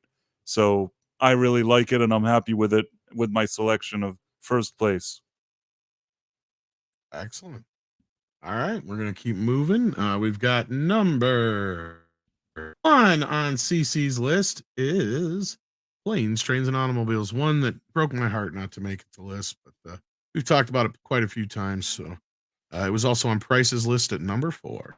Yeah, well, I figured for me, 2 and 1 are interchangeable, and we'll get to number 2. So, and this I know this would otherwise make your list, so you can also talk about it. It's one of my favorite movies ever. It's John. I'm a huge John Candy fan. Not to trash on the other. No. He blowed up real good. Am I talking too much? I hope I'm not talking too much. Nothing I hate more than a blabbermouth. You know what I mean? A guy who doesn't know when to shut up. No, but I mean, there's a lot of genius in this movie, but there's also a point where genius visits you in a moment, and that's like, it feels like this is one of those movies where genius just kind of descended upon everybody involved at that moment. And certainly when you look at just all the material that didn't even make the movie, which I believe that thing I just didn't even make it into the movie. I've just watched that hour of deleted scenes like 2 or 3 times now because it's so great. But yeah, go ahead. No, I'm a huge fan of just going off the script when you have a lot of talent in the room and you need to be able to do it, right? You have to have the talent to be able to just go and start rolling the camera and let people just improvise. And there's a lot of that here. I have no idea if the original version of Solo would have been any good. I know that we're trying to do that, which is why I'll always be curious about it. But this is just, it obviously they don't start liking each other. This is definitely a hateful relationship. But by the end, I mean, it's and then it's just it's a great plot arc in that regard. It's a great updated version of the Odd Couple in a way, but it's mixed with a road movie, and then it has so much heart. And as I've argued a million times, and this is all I'm going to say about it, and then whoever wants to say anything else, go ahead. Other than UCC and Price, but the Price is next, obviously, but Oh, it's no, like me? to me, yeah. Well, yeah. If CC's done, I just wanted to say that this is a movie that John Candy should have got an Oscar for. Oh I yeah. I say anybody go and watch that scene where he's like, "I like me, my wife likes me," you know, and that whole bit that he does, not a bit as in comedy bit, but that whole monologue there, and tell me he doesn't deserve an Oscar for that. It's like, yeah. But anyway, No, I agree with you. I think he deserves it. The only thing is, especially today also, but then even more so, they weren't looking to give a comedy like this that they probably considered a screwball Steve Martin and John Candy comedy. They Well, weren't yeah. looking at it seriously, and they weren't going to nominate him. But I do agree that I think he gives a fantastic performance. And this for me, I like a lot of stuff that Steve Martin's done, and I like John Candy and things that he's done. But I think that this movie has to rank among their best work. They just have such great, just on-screen chemistry or whatever you want to call it. Not romantic, but bromantic, whatever you want to call it. And this movie just is great. I don't know. It's a good movie. Everything works. Maybe it's them in their prime with a lot of improv, as you guys already said, and it has enough serious moments and serious ideas along with the comedy. And the movie ends up having heart, not just being funny, but also having heart, but also making you laugh. So yeah, I really like this movie. Yeah, I agree with that. With it's packed with heart. You could tell that everybody was feeling it when it was being filmed, and it is two of the greatest comedians of all time that have a chemistry together on top of it, right? I mean, Steve Martin. I mean, okay, I hate to pick someone's earliest work, but The Jerk is what it's just all time. And for John Candy, certainly Uncle Buck would be an honorable mention there Uncle next Buck to this is one. good too. CC, yeah. as far as their solo work, I'd say yeah, that's probably their two. Yeah, but yeah, two of the best of all time, and that does not necessarily mean that you're going to have chemistry, but they did have it. They play off each other so well, so organically. It brings them both from being two of the best to being even higher. And of course, Sometimes things work. Like Creed, like Creed, were you taken higher by this? Oh yeah. Price, what were you saying?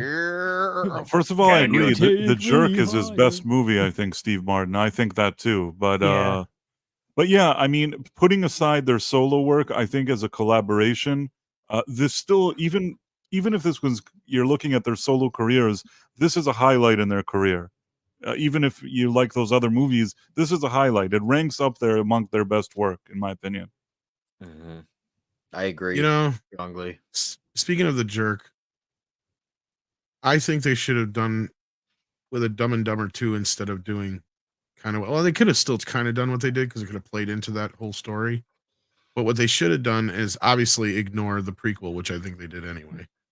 And you have at the end of the movie, you find out that not only are Harry and Lloyd brothers, like half brothers, but their dad is Steve Martin as the Jerk. That character. God, I just forgot his name. Damn it. The fuck is his name in The Jerk? That would be hilarious, I thought. But anyway, moving on. Anybody else got anything to say about planes, trains, and automobiles for we? One small little fun fact. The scene near the end of the movie, where they're waiting before they actually get to Chicago, they are in the same spot where Groundhog Day was filmed. Oh, really? Cool. Yep. I will. I'll let you know the spot in specific in private. But yes, same spot. Yeah. All right, moving right along. I couldn't stand this film. I knew you were quiet for so long. Yeah. A lot of people love it. Do you want to talk? I've walked out of 3 films. That was one of them. Wow. Yeah. Dumbest freaking movie I've ever seen. Well, Absolutely stupid. Might as well move on then.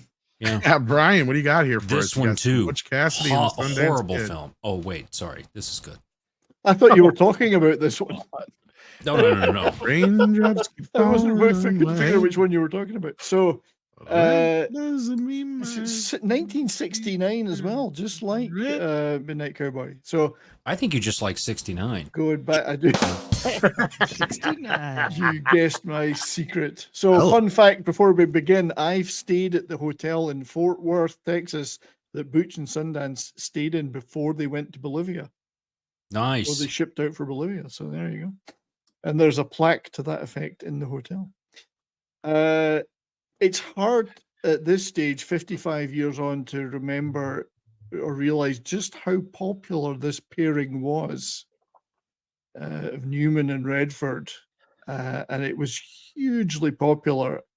And I think there's a reason for that. And you can see it on the screen is that there's just a ton of charisma and simpatico charisma between the two of them. It's almost as if it's really about the two of them, not just Butch and Sundance as characters. But they certainly embody the and I'm sure Butch and Sundance in reality were not these lovable rogues with a heart of gold that how they're portrayed as in the movie. But it's a brilliant movie of a kind I don't think we see very often in recent times. Fantastic action, great comedy, lots of character-driven stuff, a lot of fantastic dialogue, and at the heart of it is the relationship between these two guys, and they take it right to the end together through thick and thin, with that fantastic shootout ending. And I guess I shouldn't spoil it because there may be some people who haven't seen it. You never know, young people. The ending is a particularly brilliant ending, unforgettable, I'd say. They just create this wonderful on-screen charisma, the two of them, through thick and thin, through adventures and good times and bad times. They are slightly different in Redford's the quieter of the two. Newman's a bit more roguish and witty. So they're not carbon copies of each other, but they're certainly not wildly different guys. But they're very much tied at the hip as brothers, even when there's a romance involved with Catherine Ross. Doesn't really kind of come between them that much, if you know what I mean. So she soon gets stitched while they disappear off to Bolivia. It just elevates. Is this where it comes in? Where Talk said earlier, if it's a threesome, it's not gay. Well, It's not they gay. did. I think they stopped at just short of having a threesome. The bicycle may have got involved as a threesome, but yeah, it's a beautiful movie. Fantastic relationship between the two of them. The chemistry between Newman and Redford is unbeatable. You just don't see much like this now. Classic movie, love it, and I love this pairing. And obviously they did Sting, where they were fantastic as well. But this one has got a special place in my heart as a movie I did see at the cinema as a young lad, very young lad, I have to say. Not on its initial release, but on the rerun. 69 when it came out. That means you were about what, 62? Yeah, I was only in my late 40s then. So oh, you were only in your late 40s. I'm yeah. sorry. So I did see it a couple of years later on a rerun because you didn't have VHS then. It was either television or reruns. So right. Great movie. Love it. Great pairing. And yeah, for me, it's number one. Awesome. And I had no X's in my list. No X's. That's true. Yeah.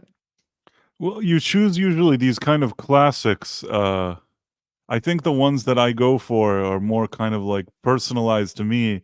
Although these are probably personalized to you, but I'm saying that you kind of go for these kind of all-time classics. See, Step Brothers is a different type of movie than Butch Cassidy and the Sundance Kid.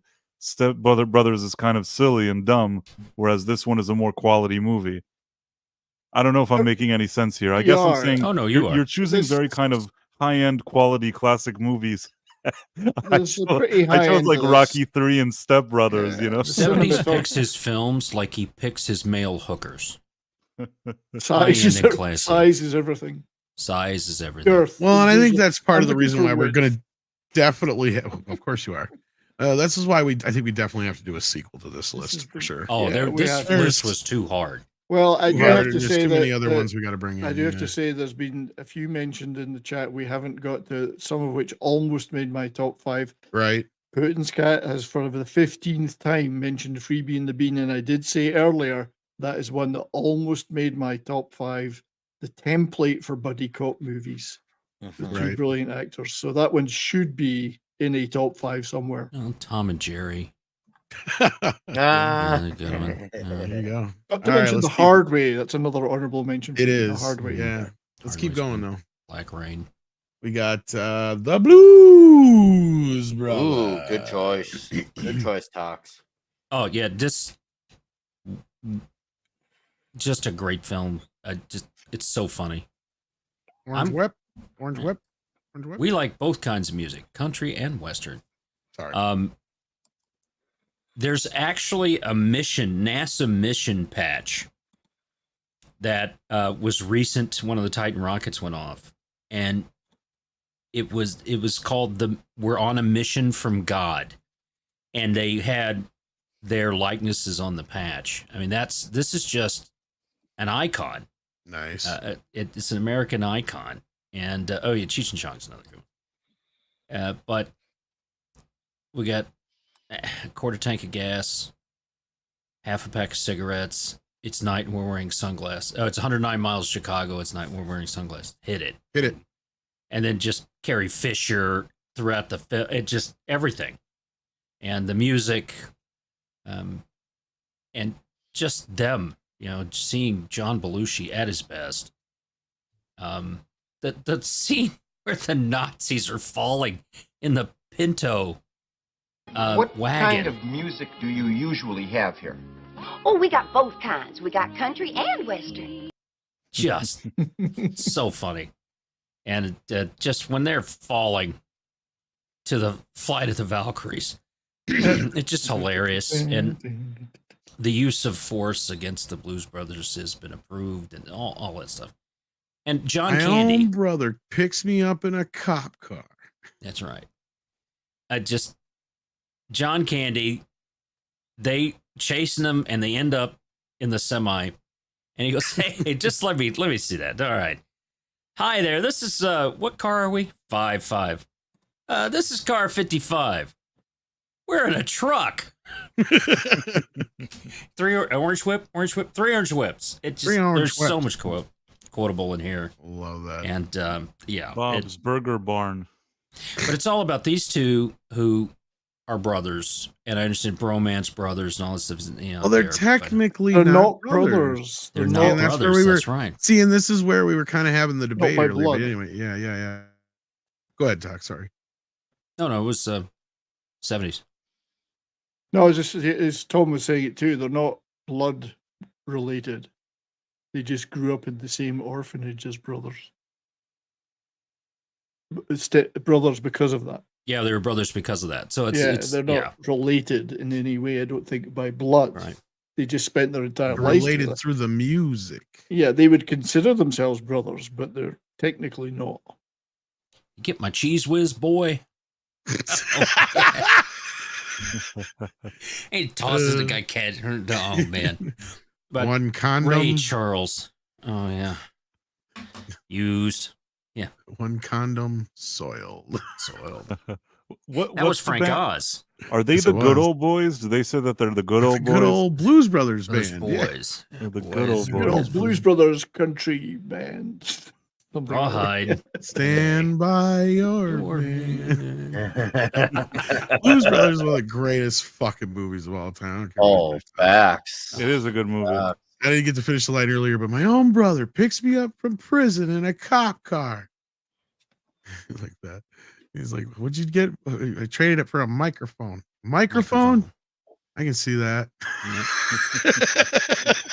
It's got cop shot, cop brakes, cop. Yeah. And when they get there to pay the thing, all this stuff happens. And the good writing of this film is it's an entire buildup to a frustrating ending.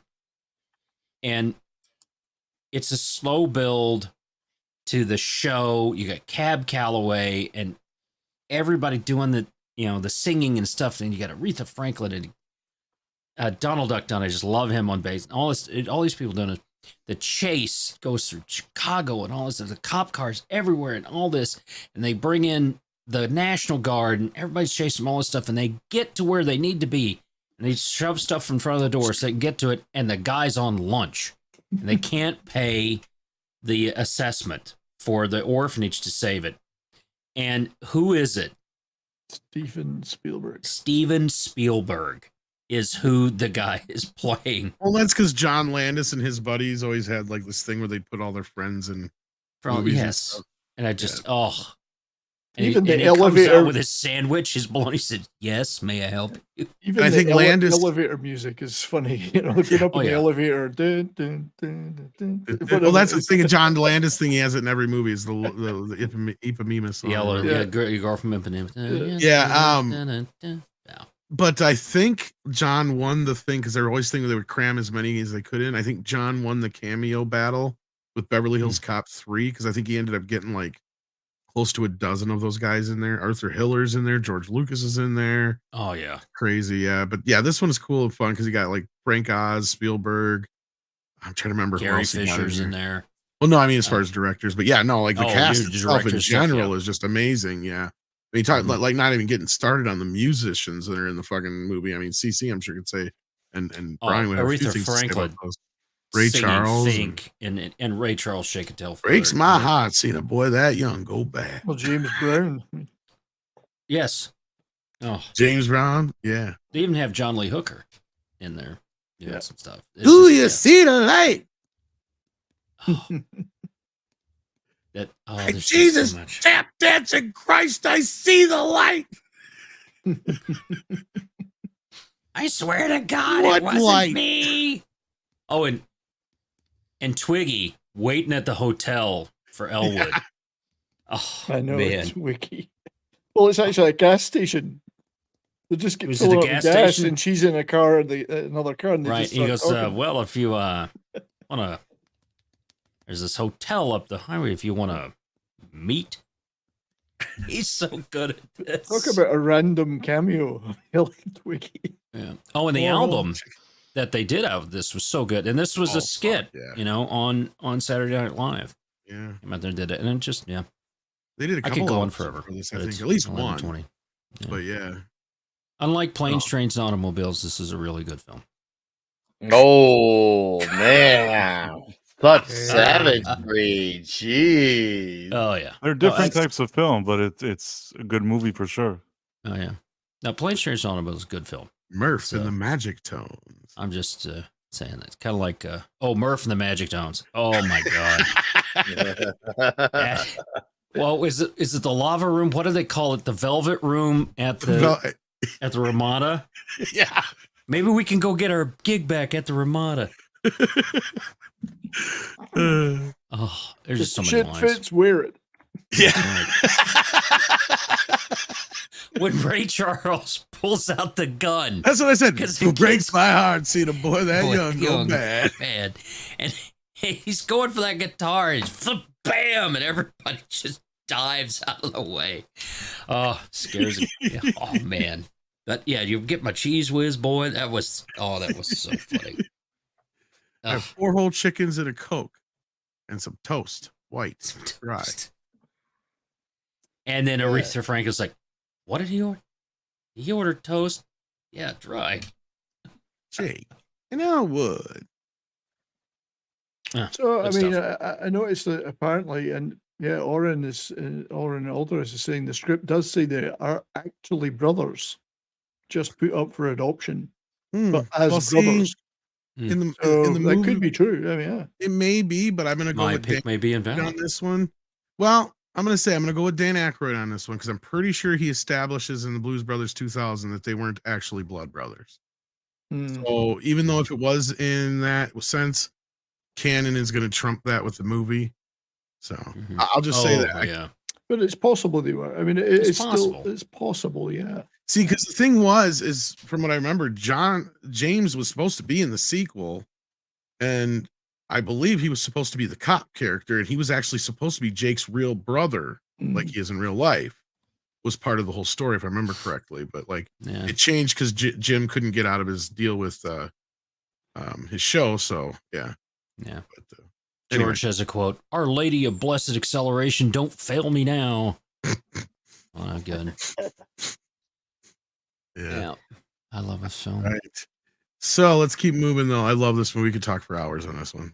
Yeah. Yes, Not as long as you can talk for Bill and Ted. I love you, man.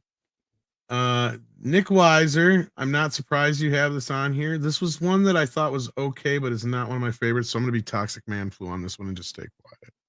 Well, as I like to say around these parts, for people who don't agree, I forgive you. We can't all be perfect.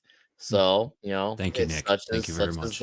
such is the way of life when we don't have the great standards. But this for me is numero one. It really is like it is very the way they argue towards each other right before his wedding with Zoe. You could have swore they were the ones getting married, Peter and Sydney, not Peter and Zoe.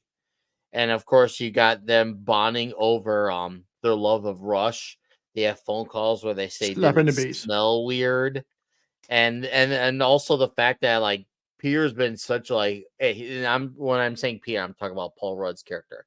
He has been such a girlfriend type of guy. You know how like when a guy grows up, just having like dudes around his life, friends.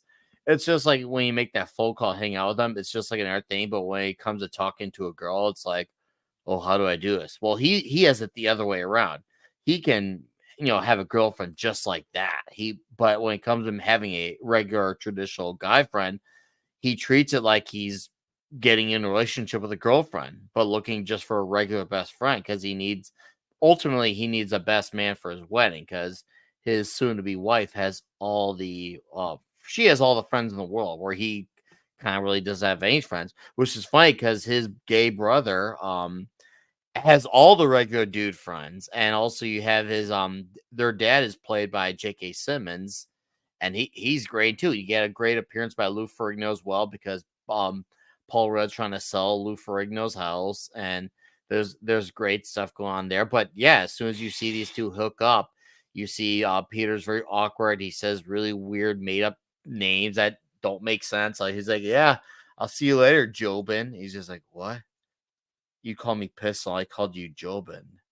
Or he's like, "Oh, hey, all right, Muscle Beach, I'll see you there. I'll see you on another time." Peter, that didn't make any sense. Just really great, funny lines, and it really does set up their relationship. And there comes a part where it's like, I think we should spend time apart. We're like, whoa, are they talking about their romantic relationship or their secret romantic relationship? And he still shows up to his buddy's wedding at the end. Yes, I'm basically just going through the movie, but still, it is great. I love this movie. I think there's tons of great dialogue in here. I think for those who don't agree, I think you should give it a genuine rewatch because this is a full-on romantic great movement. Seriously, especially where that one his dog Anwar Sadat like takes a shit on the street and the guy gets mad. He's like, "You mind your own fuckhole!" Ah! Ah! He's like, "What the fuck?" It's great. So yes, there's a reason why I Love You, Man is number one. I've watched this movie so many times. I watched it a few days ago. Go watch it. Go watch it. By the way, the thing with the dog, it caused controversy in some parts of the world, or especially with the family of Anwar Sadat. I think they were offended that they I called the heard dog about that. that. Which is so dumb. It's just like it's just having fun with it. There's nothing malicious out of it. There's no I can ill explain. intent. I'll tell you I why. heard about it back then, but go on. In that culture, especially in that part of the world and that kind of culture, a dog is seen as a symbol for something really bad. If you call a person a dog, it's considered a very big insult. So culturally, Yes. I think that the fact that they're calling the dog that, to us, it seems kind of, we don't really know what they're getting offended about. I mean, it's just some little dog, but I think that in their eyes, it's a much bigger deal. Yeah, I remember hearing about that, and I just was just like, whatever. Like, it's kind of like No, the whole thing about with the drawing of Muhammad. You can't show a drawing of yeah, Muhammad no, no. because I didn't personally take offense to this. I just I found it figured you did. fascinating, reading about it and finding out that there was even a controversy to begin with surprised me. But personally, I think that there was no malicious intent here. No, of course not. It's a fake traversy, as I like to call it. Fake controversy, fake traversy is my name for it. I So, love how this poster has him slapping the bass oh inside the yeah. poster. Like, Did you ever see the follow up to this, Price, where they did a scene about a few years after this movie came out, where it shows what happened when Peter and Sydney actually get backstage to a Rush concert, and they actually meet the band, and they eat all the food backstage, and I all of a think I have sudden, seen that. I think I yeah, have seen that. I don't know. I don't remember it's why or good. where, but I think I've seen that. And they go like, "Oh, look, it's Neil Peart," and he's like, "Actually, it's Peart." And all my friends thought he was joking. I'm like, no, that's actually how you pronounce Neil Peart's last name. It's always been Peart, because a lot of people, even drummers in his circle, always said Neil Peart, but it's Neil Peart. So rest in peace, Neil Peart. By the way, great drummer of Rush. I mean, Rush is a band that I have mixed feelings about, but the one thing I can say sure. is that the drumming is fantastic. I Oh actually yeah, think the musicianship is good. For me, always the part that I wasn't sure about was the singer, Geddy Lee, whatever his name is. That his name? yeah. Geddy Lee. He also plays bass, does electronics and keys on a The few music songs. is fine. I don't know. I always felt that it was a band that had such good music, but their lead singer sounded like Rumpelstiltskin. Mm-hmm. Sorry. I like Eddie Lee, so I mean, he's all right. I like him in that song with the Great White North. I like him there, I guess. yeah. Did our lawyer call you? Yeah. $10 is $10. All right. Let's get rolling here. We got a couple more, and then we're out of here, guys. Moving on to the next number one. We got my number one on the list, and CC and Nick's number two. Beavis and Butthead. Oh yeah. Do America. I mean, these guys live together, eat together, sleep together. They try to sleep with women together.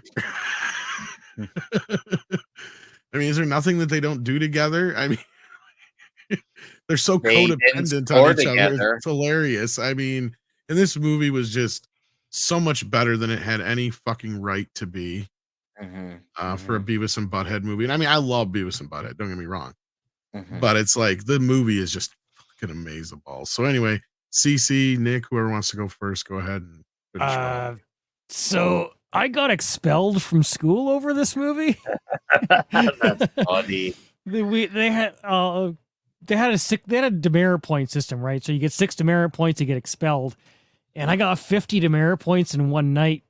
Not related to this movie, but I got 50 in one night because security was like, "Dude, you got to pour out that beer," and I was like, "But this ain't no Bud Light." And I'm serious. This was years ago, but I was like, "No, this ain't no fucking Bud Light. This is a Stella Artois. It'd be sacrilege to pour this out." So I argued with them for 10, 15 minutes while I walked to the boundary of campus. And then I walked across the boundary into public land, and that's when they called the cops. And the cops had to come, and by that point, I'd already drank the beer, and the cops were like, "What the fuck are we doing here?" It was a waste of time. So security had me on their wanted list after that. They gave me 50 demerit points in one night, and they were like, "All right, well, we won't expel you, but if you screw up one more time, you're gone." And well, wouldn't you know it, a few weeks later, I got shit drunk again and decided to watch Beavis and Butthead Do America, which is one of the funniest movies of all time. And of course, I'm pissed drunk and I'm watching this movie and I'm laughing my ass off, and I get a noise complaint for laughing. And well, that was the extra demerit point that got me expelled. But it's one of the greatest movies ever made. It's one of the funniest movies ever made. Of course, it may teach their own, but to me, I can't fucking help myself when I watch this. I love Beavis and Butthead, and this was everything about them turned up to 11. Came out in 1996, the year that music died, with the Telecommunications Act. And I mean, if you know what, if I went, if I could only take one movie with me, I would take this one. Okay. That's TP for fair my choice. bunghole. Get out of the cockpit. You said no. I like. I mean, I don't killing remember slots. laughing so much, so hard, so many times. Like, I had to go see this movie like 2-3 times just so I could see the shit I missed. Oh, The I first time can I saw it was like imagine. in such a packed theater, and so like people were just like some of the loudest laughter in a movie, like to the point where you couldn't even hear the movie at some points. It's just like, you know, and then they shut down the whole fucking over damaged shit. It's like, The part where they meet their dads and he's like, look what I can do, and he just farts into a lighter. I swear, I thought I thought I was gonna have a heart attack laughing. Like it was one of those like on Toxic Tuesday where I was having trouble breathing. Like I was straight up claustrophobic, like having trouble trying to breathe. you know who? Of course, I laughing at think those scenes. most people know this, but David Letterman did the voice of the one, and I believe Paul Yes. Schaefer did the voice of the other one. But yeah, Yes. No, such a fun movie. It definitely solidified my love of Beavis and Butthead forever. And I slept with both of them. they were sluts. There'll be so many sluts you won't know what to do with. Whoa, you hear that? There's gonna be sluts when we get there. I mean, yes, CC, you're right when you say it's everything. It's amplified to 11. They basically just say, "Hey, how can we take a TV episode but make it a lot longer?" I mean, It's that's what different though. They give them a story. They do get more story, but they don't make it And, drag yeah. out. What I'm trying. No, to but get this at. They just don't make it proved that drag Mike out. Judge could make a good fucking movie. Oh, hell yeah! Like he Mike could. Judge, this is the moment where I realized, okay, this guy is much better than anybody's good. Because I loved Beavis and Butthead, but I didn't put it on the level I do now. Like in hindsight, looking back on it, Yeah. it was funny then, but I didn't realize how brilliant it fucking was until this movie. Right? Like this movie shows you just exact because like Beavis and Butthead are dumb, but the fact that they get to show that just about everybody else in the world are just as fucking dumb as they are is hilarious. Fucking cops, fucking No, that's fair. Like, Congress. I love the original series, but I mean, and one of my fucking favorite bad moments guys. is, Like, anyway. the prototype for Hank Hill was like, them boys are jerking in the tool shed, you know. Oh God, him, yeah, Mr. Anderson, yeah. Oh yeah. But this movie, like, it took everything to the next level. It really, And it's one of the ones where the sequel was good too. Even though we didn't need it, we're happy that we got it. In and some Beavis ways, and it's Butthead almost Do the Universe was funny. incredible too. Oh Just the man, scene where they go through, like, we've got privilege. dude, that was the scene that we needed at the time. That was like that perfect scene that we need. It's okay. It's okay. I got privilege. That scene came out at a time where, like, nowadays it's a little bit safer to knock on this type of stuff that they knock on in that movie. That in that point in time when that movie came out, it was definitely on unsafer territory, but they were one of the ones that kind of broke the wall down on that. So that will always have a special place in my heart, not just because of how fucking funny it was, but they did it at a point where it was still like the uncool thing to knock on anything related to that twisted ideology per se. Yeah, and I think that the audience is dying to know how much Tox hates this movie because he's been quiet. I like this one. I'm just. I think you like Beavis and Butthead, LR. Yeah, it's just 11:40. Yeah, we're gonna wrap it up here. We're wrapping it up here, but This is no, a good Beavis film. and Butthead is great. This is on the same level as the South Park film for me. South Park film, I rolled through the entire thing. So same thing with this. This is just funny. I get South Park just a notch above because it actually has the social commentary in it and does it well. Mm-hmm. This movie is just fucking flat out fun, and not only that, I didn't expect it to be so good as a movie, right? Like, because like you guys were saying a little bit ago, I mean, watch Beavis and Butthead, and they would split the 6-7 minute cartoons up into like 15 minutes a piece with a bunch of music videos, and they even discussed possibly having the music videos somehow worked into the movie, and I'm glad they didn't, because it just wouldn't have been the same. The movie works the way it does because it is so good, and this again, like I said, it's all down to Mike Judge. But yeah, as you said, it's getting late, and Yaknomino, that's I like true. turtles. So there you go. And with that, we got a couple super chats here, and we're gonna wrap this up. We've got George, who came in here earlier. How you doing, George? We got to reschedule your top 5 list one of these days here. So get a hold of me. It says, "All hail you, magnificent movie maniacs of Midnight's Edge After Dark." This man is a poet. Y'all buckled up for a bromantic joyride celebrating friendships so tight they make skinny jeans look baggy. That's tight. George to the world. George to the world. I love that. I think I have a thing there. I don't remember that one. George to the world. I like that. Jason Webster has his, or he says, here he goes. How good was John Belushi? He was the only shining standout as Captain Wild Bill Kelso in Spielberg's 41. Yeah, 1941. There's a few things in there I like, but yeah. It was Brian Keith who had their top films in here. My top 5 are Lethal Weapon, Bill and Ted, Top Gun, Toy Story, and Point Break. Toy Story almost made the list too, Brian. But it didn't. And then Chief Shadow threw in a list here, and I grabbed it. So I was able to come up with my own Toy Story, Sonic the Hedgehog, Wayne's World, Venom, Lethal Weapon. Oh, Venom's an interesting one. There you go. Yeah. Venom. But with that, we have reached the end of the list and the end of the show, and this is probably one of our longest ones yet. Yeah. But I want to thank marathon. I want to thank all you guys. That was one of the here. longest ones. Thank Tox for all his extra work, all the mods for all their extra work. I think D-Bud's been working hard in the chat. I know I've seen him in there. 6 popped in for a bit too. Hope I'm not missing any of the other mods who happen to help us, but thank you so much for your help as always. And with that, it's time for us to leave. So take care of yourself and head on over to Nick's stream. This will lead you over there. What? Did we just become best friends? Yep.